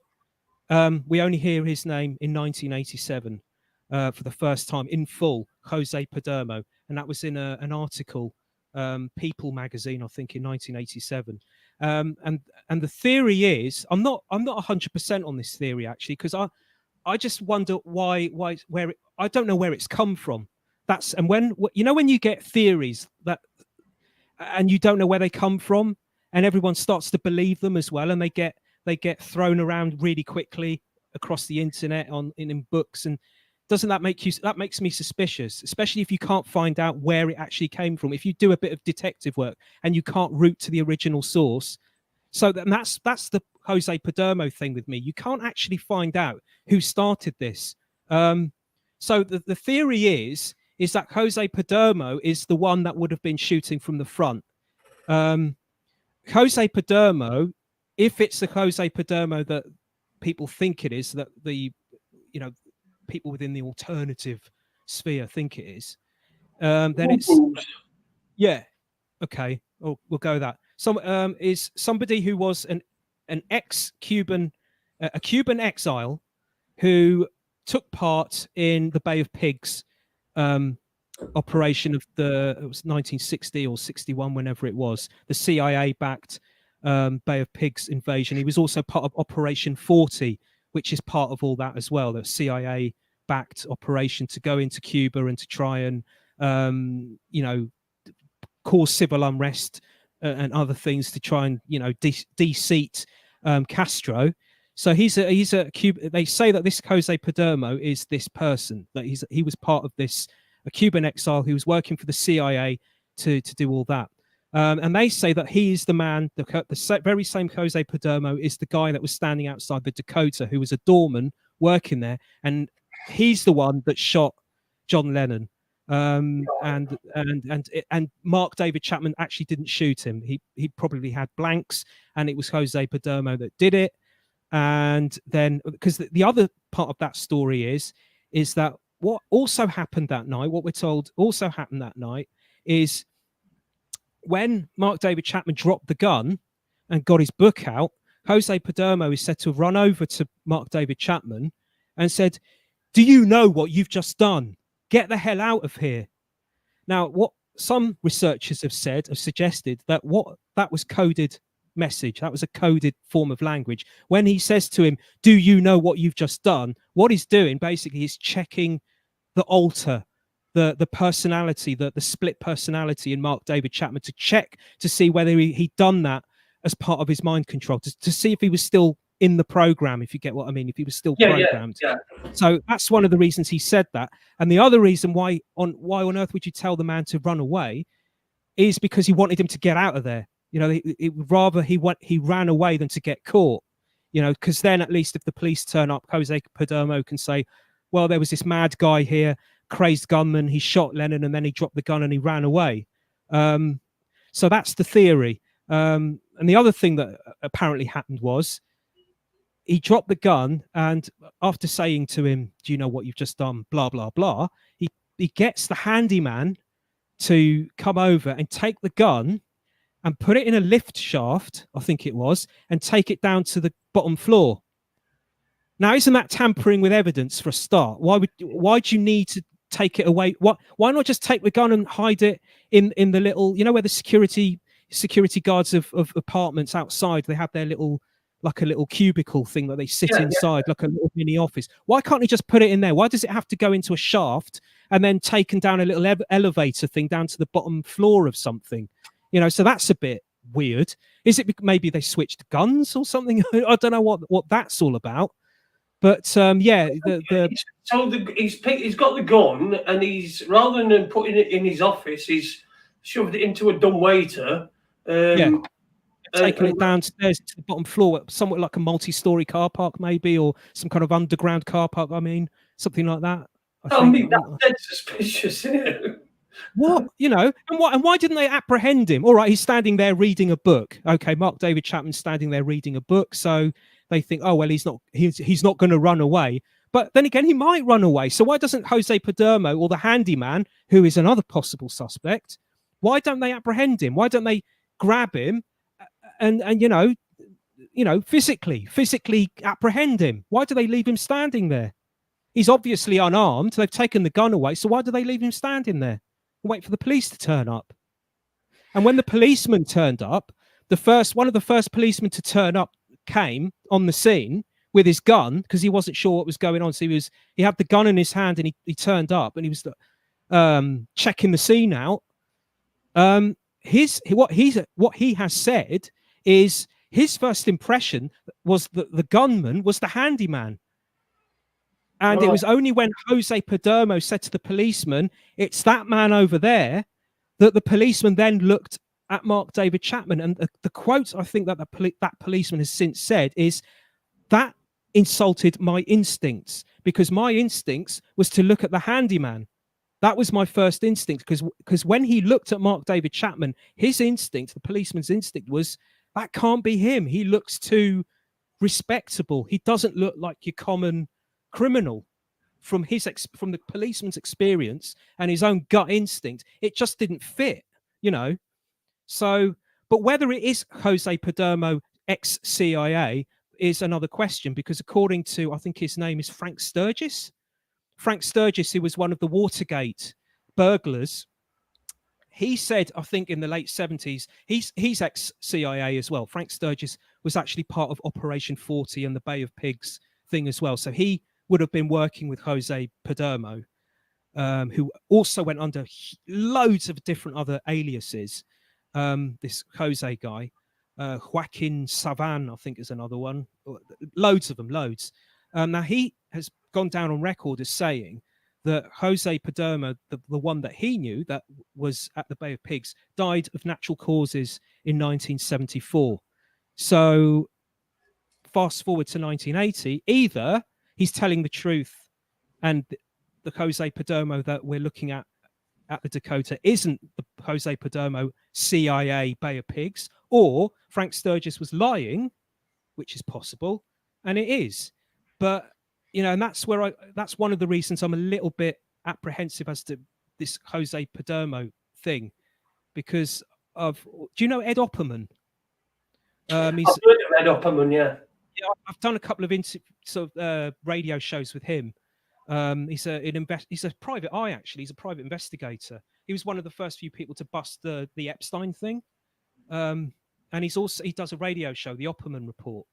And we were chatting away before we went on air on one of our little things, and he said to me, "You know, this Jose Padermo thing, it just doesn't fit." I said, "What makes you think that?" Because I've been thinking that too. And he said to me that Ed Opperman in the 70s, he was part of the Yippies, and the Yippies was like this hippie thing that John Lennon was involved with them for a bit as well. They were like an alternative protest movement.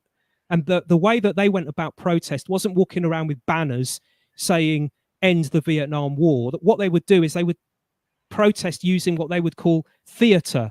So for example, they turn up to the Pentagon and try and with loads of heads and freaks and hippies and try to levitate the Pentagon. This was, you know what I mean? It just and when the Democrat Party in the '68 election, I think it was, in the US, was putting across their nominees for candidate for president, they turned up with a pig and put him up as a candidate for the Democrat. You know, that's what they used to do, right? John Lennon was very involved with them. There was two guys that ran it. One was Abbie Hoffman and the other one was Jerry Rubin. They were the two main people in it, like the face of it, of the Yippies. I can't remember what Yippie stands for, but who cares? And John Lennon was told in later years, his lawyer got an anonymous letter, and I can't remember whether it was Abbie Hoffman or Jerry Rubin, but they warned the lawyer that John Lennon should stay away from one of those two because they were CIA, and they'd been planted into the protest movement in the US in the late 60s, early 70s, basically to discredit the peace movement, and also to discredit Lennon, because Lennon was getting very involved with Rubin and Hoffman, especially when he moved to America in '71 to live there.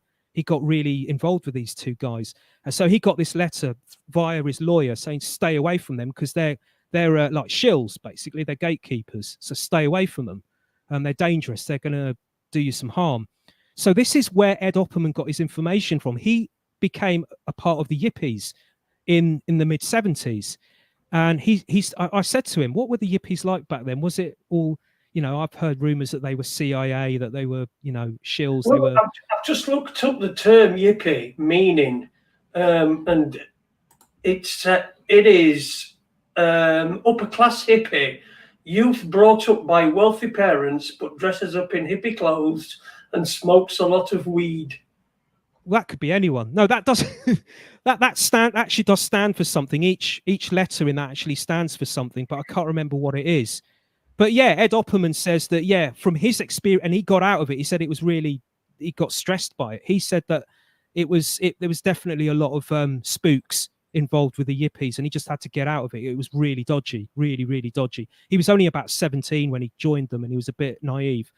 So he claims that the Jose Padermo angle on all of this came from one of the Yippies that he met, right? And the way that he describes this Yippie, he hasn't given me his name because I don't think he knows the guy's name, but whether he does or not, I don't know. But he claims that this Yippie that gave him this Jose Padermo angle is not to be trusted. And the reason that Ed Opperman actually got onto Facebook in recent years was to try and locate this bloke, because he wanted to find him. He was trying to locate this guy, and he can't find him. He can't find him. The name that he gave him wasn't the right name. And this is the guy, apparently, who started the whole Jose Padermo angle, because the Jose Padermo CIA John Lennon thing didn't start until recently. Let's say, maybe 10 years ago? Right. So it's actually come from somebody that no one can find. No one knows his name or her name. And they've completely disappeared off the scene, by the looks of it. So it could be a red herring. The Jose Padermo thing could actually be a red herring. It could have been the handyman. It could have been somebody else. So, you know. Well, I've looked up Yippie again, and he comes up with young, politically active hippies. So I think that might be posh hippies and young politically active ones. Hey, but I'm going to type in Abby Hoffman and see if I can get a link to Thingamajig. Okay. I mean, I might be wrong about Jose Padermo, but you know, I'm just okay. I'll go to the Youth International Party. Okay, Youth International. Yeah, Youth International Party. I'm still waiting for it to load, but yeah, Youth International Party, something. Yeah, something like that. Yeah. So basically, yeah. So what about the earlier incident, earlier that night? John Lennon had bumped into Chapman, hadn't he? And given him his autograph on his way out. Day or two before, yeah. Yeah. But do you think there's any link to that? I mean, do you think that there's that was like a sort of practice run, or see how easy it were to get towards him, or this is? Yeah. Well, it really does depend on if you believe the official story. You know, the official story is that what used to happen with John Lennon was people were always hanging around outside wherever the Beatles were. In the Beatles days, they used to hang around outside the Apple building, their office. And before then, they'd also hang around outside Abbey Road. I mean, these people would hang around outside for hours and hours and hours and hours and hours and hours. That was their life, waiting for a 1 minute glimpse of one of the bands to walk out and walk down the stairs of the building and get into their car and drive off, hoping maybe that they might stop and say hello and then carry on walking. That was what it was all about. And that was what was going on at the Dakota, even as late as 1980, even though John Lennon hadn't recorded anything in 5 years. He still generated that kind of interest from people. So, yeah, that's what Mark David Chapman did for a couple of days. He used to turn up. And the story is that the reason he was turning up was to shoot Lennon, but he was just kind of G'ing himself up, kind of thing. He was getting the confidence to do it. Yeah. Practice. See how easy it'd be, whether I could do it. You know, you'd have to, if I were going to go and kill somebody, I'd have to go first and make sure that if I knew that they'd got a routine, or that they'd be in and out at certain times, or I could wait. Yeah. As long as I knew that I could do it, then that gives you the confidence for the next night. But if it's the case that he's just I mean, why he don't run off is just incredible. He don't run off. It's the minimum of fuss between him shooting Lennon and him being incarcerated. I mean, it's the minimum of fuss that it could be. There were no, there were probably an arraignment, and he pleaded guilty, and then he'd be sentenced. Well, initially, what happened was when they arrested him, his lawyer, what David Chapman did initially was plead not guilty. He actually pleaded not guilty, but then about a week or two before he was set to appear in court to make the plea, he phoned his lawyer, because that's the other thing you can do in America, apparently. I don't know if it's still true, but if you're inside in America back then, as I say, I don't know if it's true now, but you could use the phone anytime you wanted, and you could take phone calls and receive phone calls, and it was pretty relaxed. No. So yeah. What happened was he was in prison, and he phoned his lawyer about 2 weeks before this plea hearing for the sentencing or whatever, which the lawyer thought was going to be him pleading not guilty. And he tells the lawyer, I just got a voice in my head from God telling me not to plead not guilty. So he's hearing voices in his head again.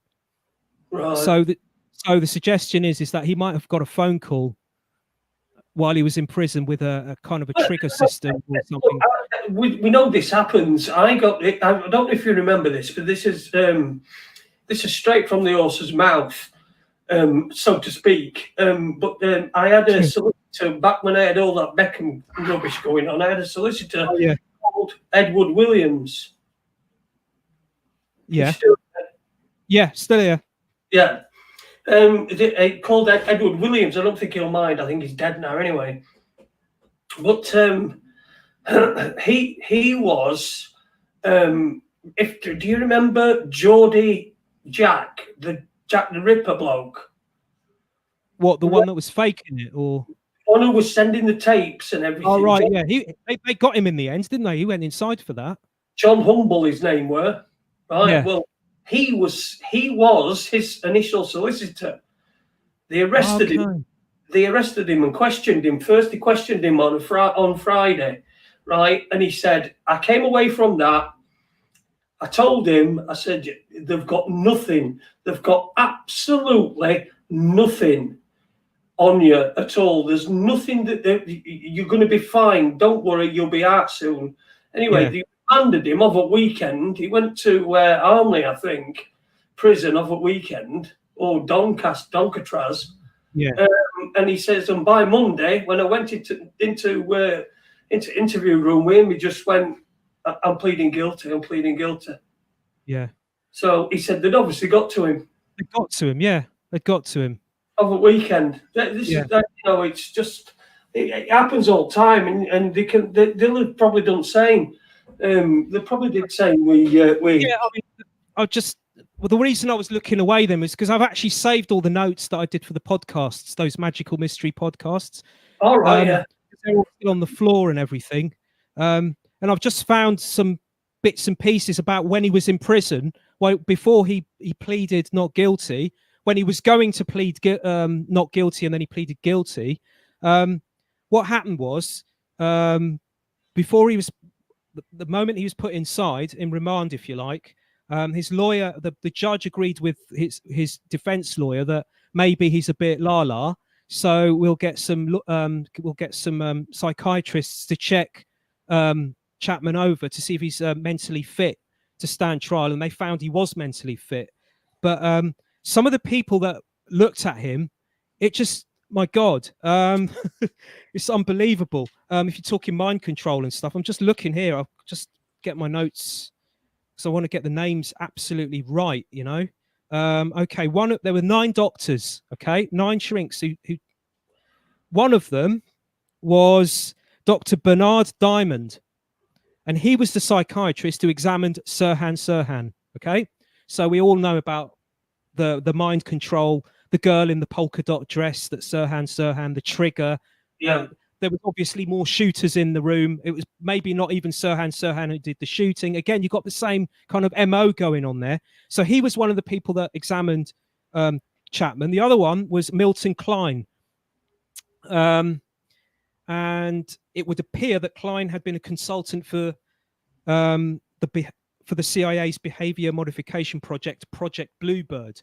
Okay, so, and I did a bit of digging into Project Bluebird. Okay, and I found some declassified bits of information. I've copied them here. Project Bluebird was a project, and this was back in 1950.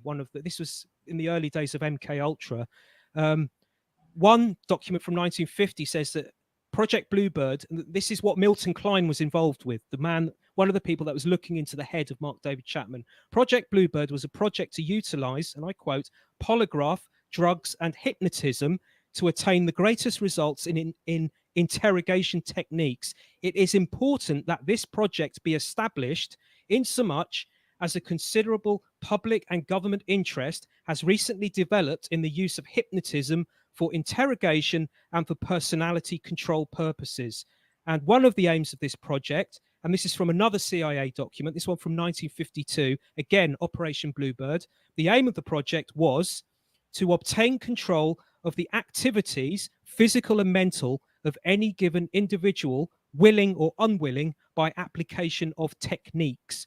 And he's also quoted as saying, whether they asked Kline in a few years back, or many years back, when they asked him about whether a Manchurian candidate, if you like, a mind-controlled assassin could be created. Kline is quoted as saying, it cannot be done by everyone, it cannot be done consistently, but it can be done.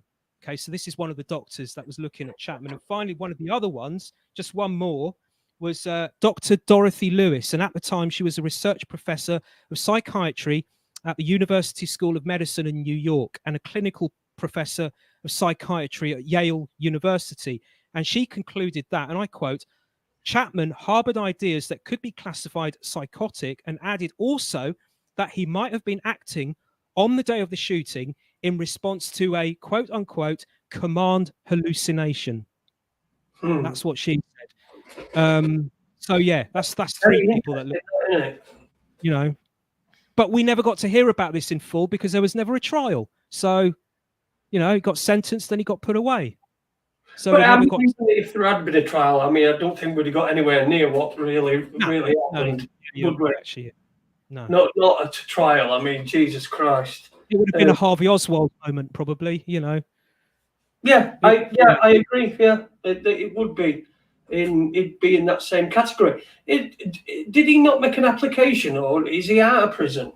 He's tried 11 times to get out, and they won't let him out. He was supposed to do 20 years to life. He's done 40, and they won't let him out because they say he'll be a danger to society, and he'll be at danger as well because people will be wanting to kill him, so they won't let him out. Well, I mean, they could let him out, and just because they said to him, "Look, there's only one beetle left." So anything more on the poll thing? Because I know people are beaching. I'm conscious of time. I do want to finish. We can go over a little bit, but anything else more on the fall thing? Well, I've just seen a comment by Blazing Stars who says it could have been a fake John Lennon. It could have been. It could have been a fake John Lennon. I'm not saying I believe that or I don't believe that, but it could have been, because that Dr. Halloran that I was talking about, another reason they might have kept him quiet for so many years. He claims he kept quiet because he didn't want to be in the limelight. And the only reason that he eventually came out and said, look, actually, it was me all along, was because he was getting a bit pissed off with this Dr. Stephen Lynn, because he kept pushing it and pushing it and pushing it, telling people that he was the man involved and he was the man and it was all him. And it got to him in the end. It got to Halloran and he just thought, I can't take this anymore. I've got to say something. But apart from the fact that we talked about the chest thing, another reason why Halloran might have been kept quiet, actually, might be the truth.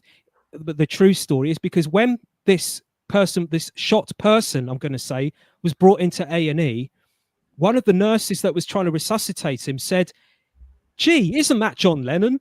And Halloran says, no, that's not John Lennon. That can't be him. That's not him. And it was only when somebody brought a wallet with ID that Halloran said, oh, it is John Lennon. And one of the policemen that was on the scene on the night said that there was so much blood that he couldn't tell if it was, he didn't even recognize that it was John Lennon. So who knows? Who knows? You know, I know there is a theory by Miles Mathis. If anyone wants to go take a look at that website by Miles Mathis, he's got a theory that John Lennon faked his death. And there's a John Lennon impersonator who's actually John Lennon, who goes by the name of Mark Stacer.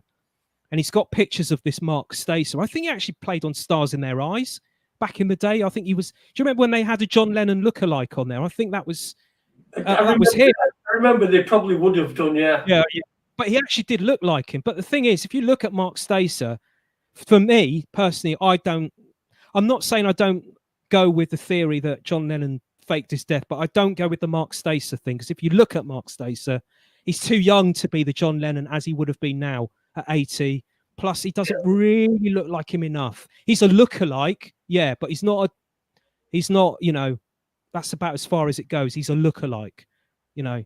So yeah, it could well be, you know, because if anyone goes to take anyone who hasn't seen the picture of John Lennon on the slab, go take a look at that, because that is really weird.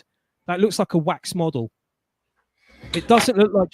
Go and find it, right? Because if you look at it, it's got like the black plastic bag up to his head, and he's on the stretcher or on a slab. I think it might be a stretcher. And if you look at his head, it looks like where the ears are. His ears look absolutely bloody huge, like unnaturally big compared to the rest of his body. There's no way anyone has got ears as big as that. It looks like it's Photoshop or some kind of manipulated photograph. It almost looks to me like it's someone with a rubber mask on, and the back of the rubber mask needs to be tied up to tighten it up, and it hasn't been tightened up. It's just been left to sort of lie flat on the thing. Somebody's on top of it. Yeah, I can see it now. I'm just going to download it, and then I'll. It doesn't look right, does it? No, and then I'll show it.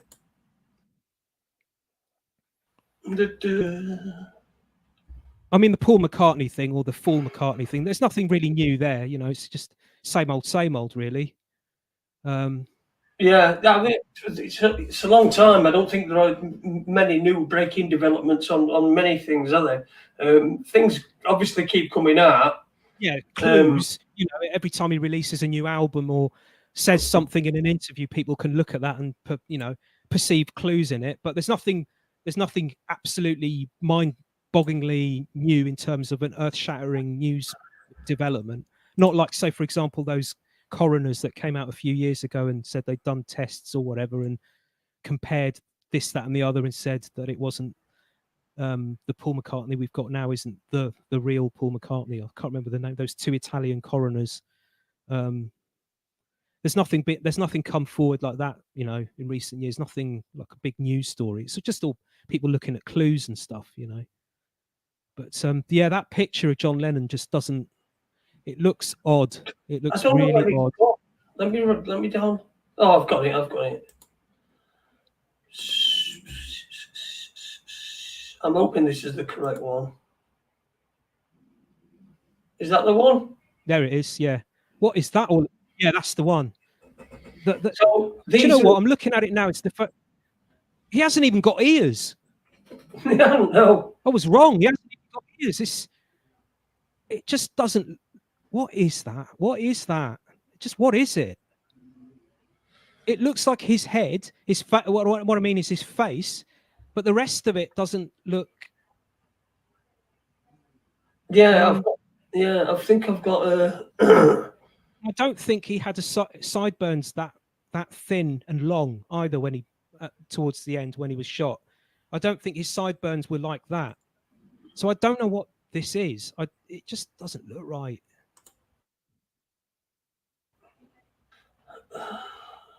Hang on. This might be a bit of a better one.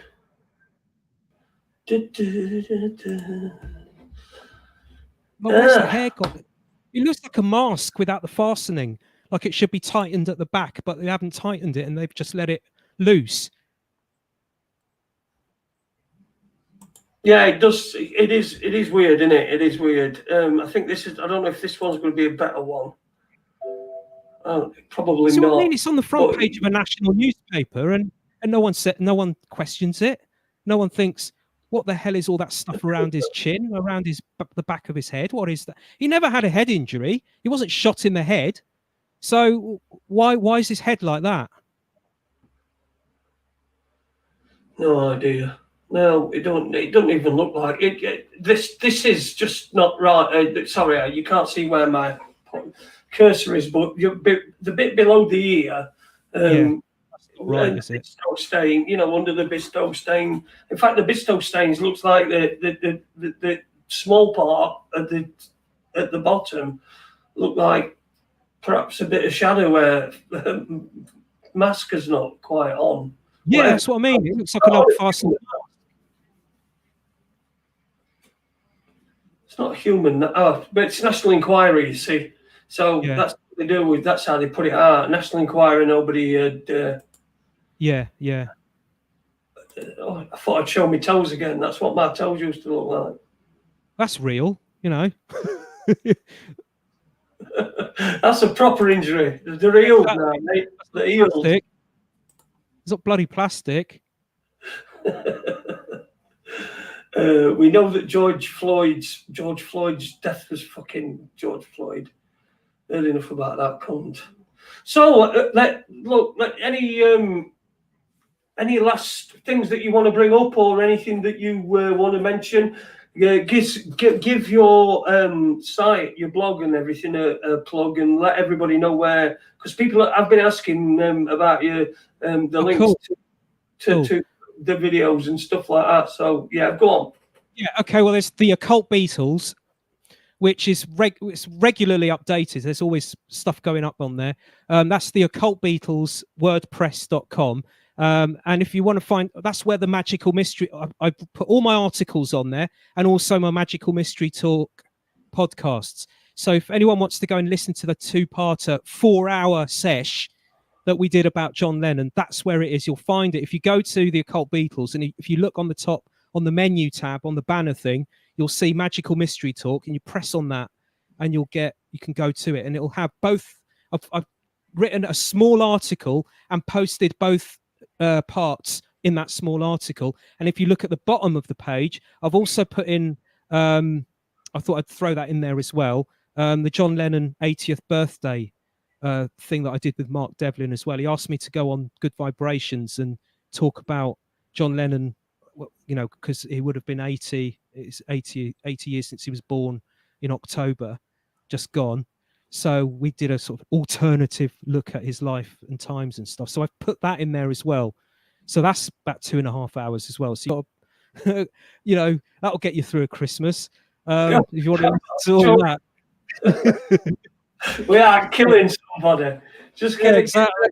headphones on and just listen to that. And while you're watching, in fact, I think that if you play the podcast at the same, if you start it at the same time as you start the Wizard of Oz, it actually word for word. No, it don't really. But anyway, that's plenty of stuff for people. So that's Occult Beatles. If you do a search on Google, you'll find that. WordPress.com, and there's also say that again. Sorry. And there's Conspiro Media as well, which is there's also Conspiro Media, which is, I haven't put a lot of stuff on there recently. I've started to do it again. It's been there since 2011, 2012, and I'm starting to look at the 1960s counterculture scene. I've remodeled that site where it used to be looking at stuff in the charts like Nicki Minaj and Rihanna and all that stuff, and looking at it from an alternative angle, but I can't be asked with that. It really doesn't interest me. So for the last 2-3 years, I've redesigned that site, and it's all about looking at the London counterculture, seeing if it has any parallels to what Dave McGowan was looking at in Laurel Canyon in the States.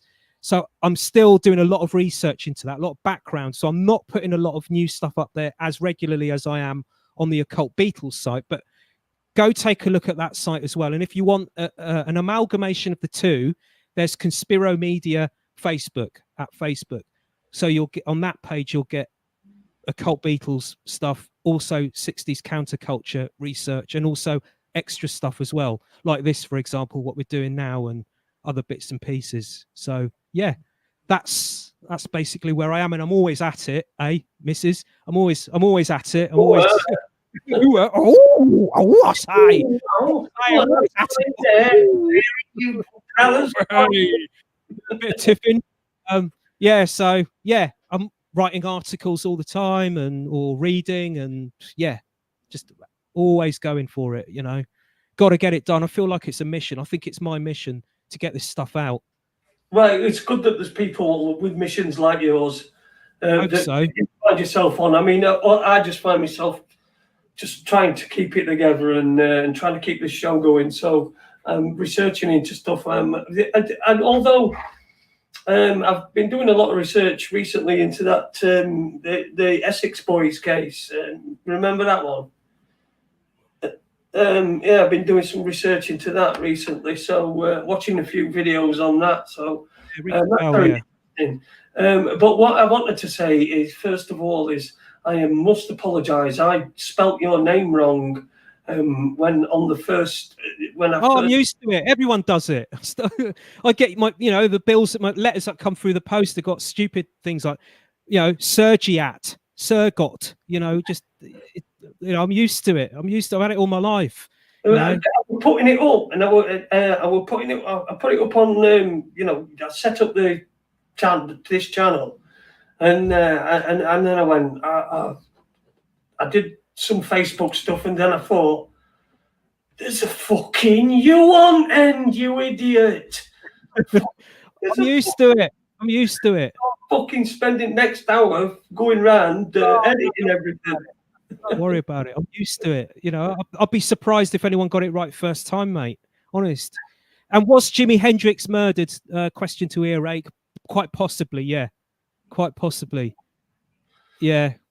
Because the roadie, Jimi Hendrix's roadie, has since claimed in more recent years that the manager, Mike Jeffries, got drunk one night after and said to him that he'd killed, he'd arranged a hit on Jimi Hendrix because he had a life insurance on him. Turns out that Mike Jeffrey had connections to the mafia, and he was also he used to claim to people that he was MI5 as well. He did his national service, but he stayed on after doing his national service in the 50s. He stayed on, and he was like a hired hitman, and then he got out of that and then started buying up clubs in Newcastle. And what he used to do, according to the Animals, was another band he managed. And Eric Burden from the Animals claims that because one of the clubs that the Animals used to play in before they were famous, that was owned by Mike Jeffries, got burned down, and then Mike Jeffries went and bought a better club. And Eric Burden has said, "Do you know what? I think my dad was an electrician," he says, and he did the electrics to fix the place, and he says there's no way that could have been an accident because the electrics were fine, you know. So this is the sort of character that Jimi Hendrix was. This was his manager. That was basically his manager. Yeah. Wow. Yeah. So it's not quite likely. It's not quite as floaty and unicorny in the world of popular music. No, it's not. And as someone else has just said, yeah, you're right, John Smith. Yeah, there's a doctor that was there on the night that Hendrix was taken in, and they said there was so much booze in his lungs.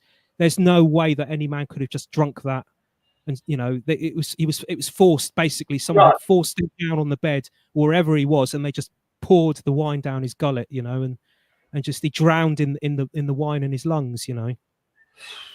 Fucking hell for you. It was a hit. It was a mafia type hit, you know. Well, I hope nobody's putting a hit out on me, man. I don't. Oh, you, yeah. I even avoid trolling, getting trolled. I mean, I got what I've got to tell you about this, Matt. I got on one on comments on one of the videos. No, it must have been about six or 8 months ago, or it might have even been last year. But he went, "Oh, it's you. I remember you from Edge Media. You're a wanker. You were a wanker then. You're still a wanker now. And you're doing a wank show. Fuck it, you wanker, utter wanker." And then there was a period of time, and underneath he went, underneath he'd written, because obviously he'd gone back through what I'd been doing and had seen that I'd had my leg amputated and I'd gone through all this crap, and he put underneath, nobody deserves to do that. Sorry, nobody deserves to have to go through that, but you're still a wanker. So was it? I can't remember. I can't remember the name. It weren't a name I recognised. Okay. Weren't Doctor Strange? The what? Sorry. Doctor Strange. Yeah, we're really good. Really good. That's only trolling I really get. Right. Thanks, Matt. It's been a pleasure. No doubt we'll do it again and we'll expand on some other different stuff. I mean, people are bringing shit up now. I'm looking at the thing. Yeah. That we could be talking about all night. But unfortunately, I'm a little bit knackered, and I'm sure Matt is as well. So we shall say farewell, adieu, Merry Christmas to you. If you manage to have one, if you don't worry about it. You're not on your own, because I'm not having fucking Christmas. I've got a chicken and some sprouts, and that's it. I've got a little Christmas tree that's about that big, and that's only there because our last one's one. So if you're not having a Christmas, look, reach out to somebody. Take it easy. Just remember there are people that care. There are people that care and will help you. So have a good Christmas. I hope you do. And I might even be back Christmas night, after dark Christmas. And yeah, that should be a good one, shouldn't it? With me hat on and me. What's them thing? Party popper thing, is it? No, not party. I don't know. I know what you mean. That thing. Yeah. Well, big thanks to Matt Conspiro, Sergiou, Occult Beatles is the just do that search. You'll find a lot of his stuff on there. Plenty of stuff to keep you amused over Christmas and keep those fucking demons. I hate Christmas. Christmas is worse than coronavirus for me. So thanks to everybody for tuning in tonight, and big thanks once again to my guest. Take it easy. I'll see you. I might see you Christmas Day. If not, I'll see you not very soon after, or very soon after, or not long after.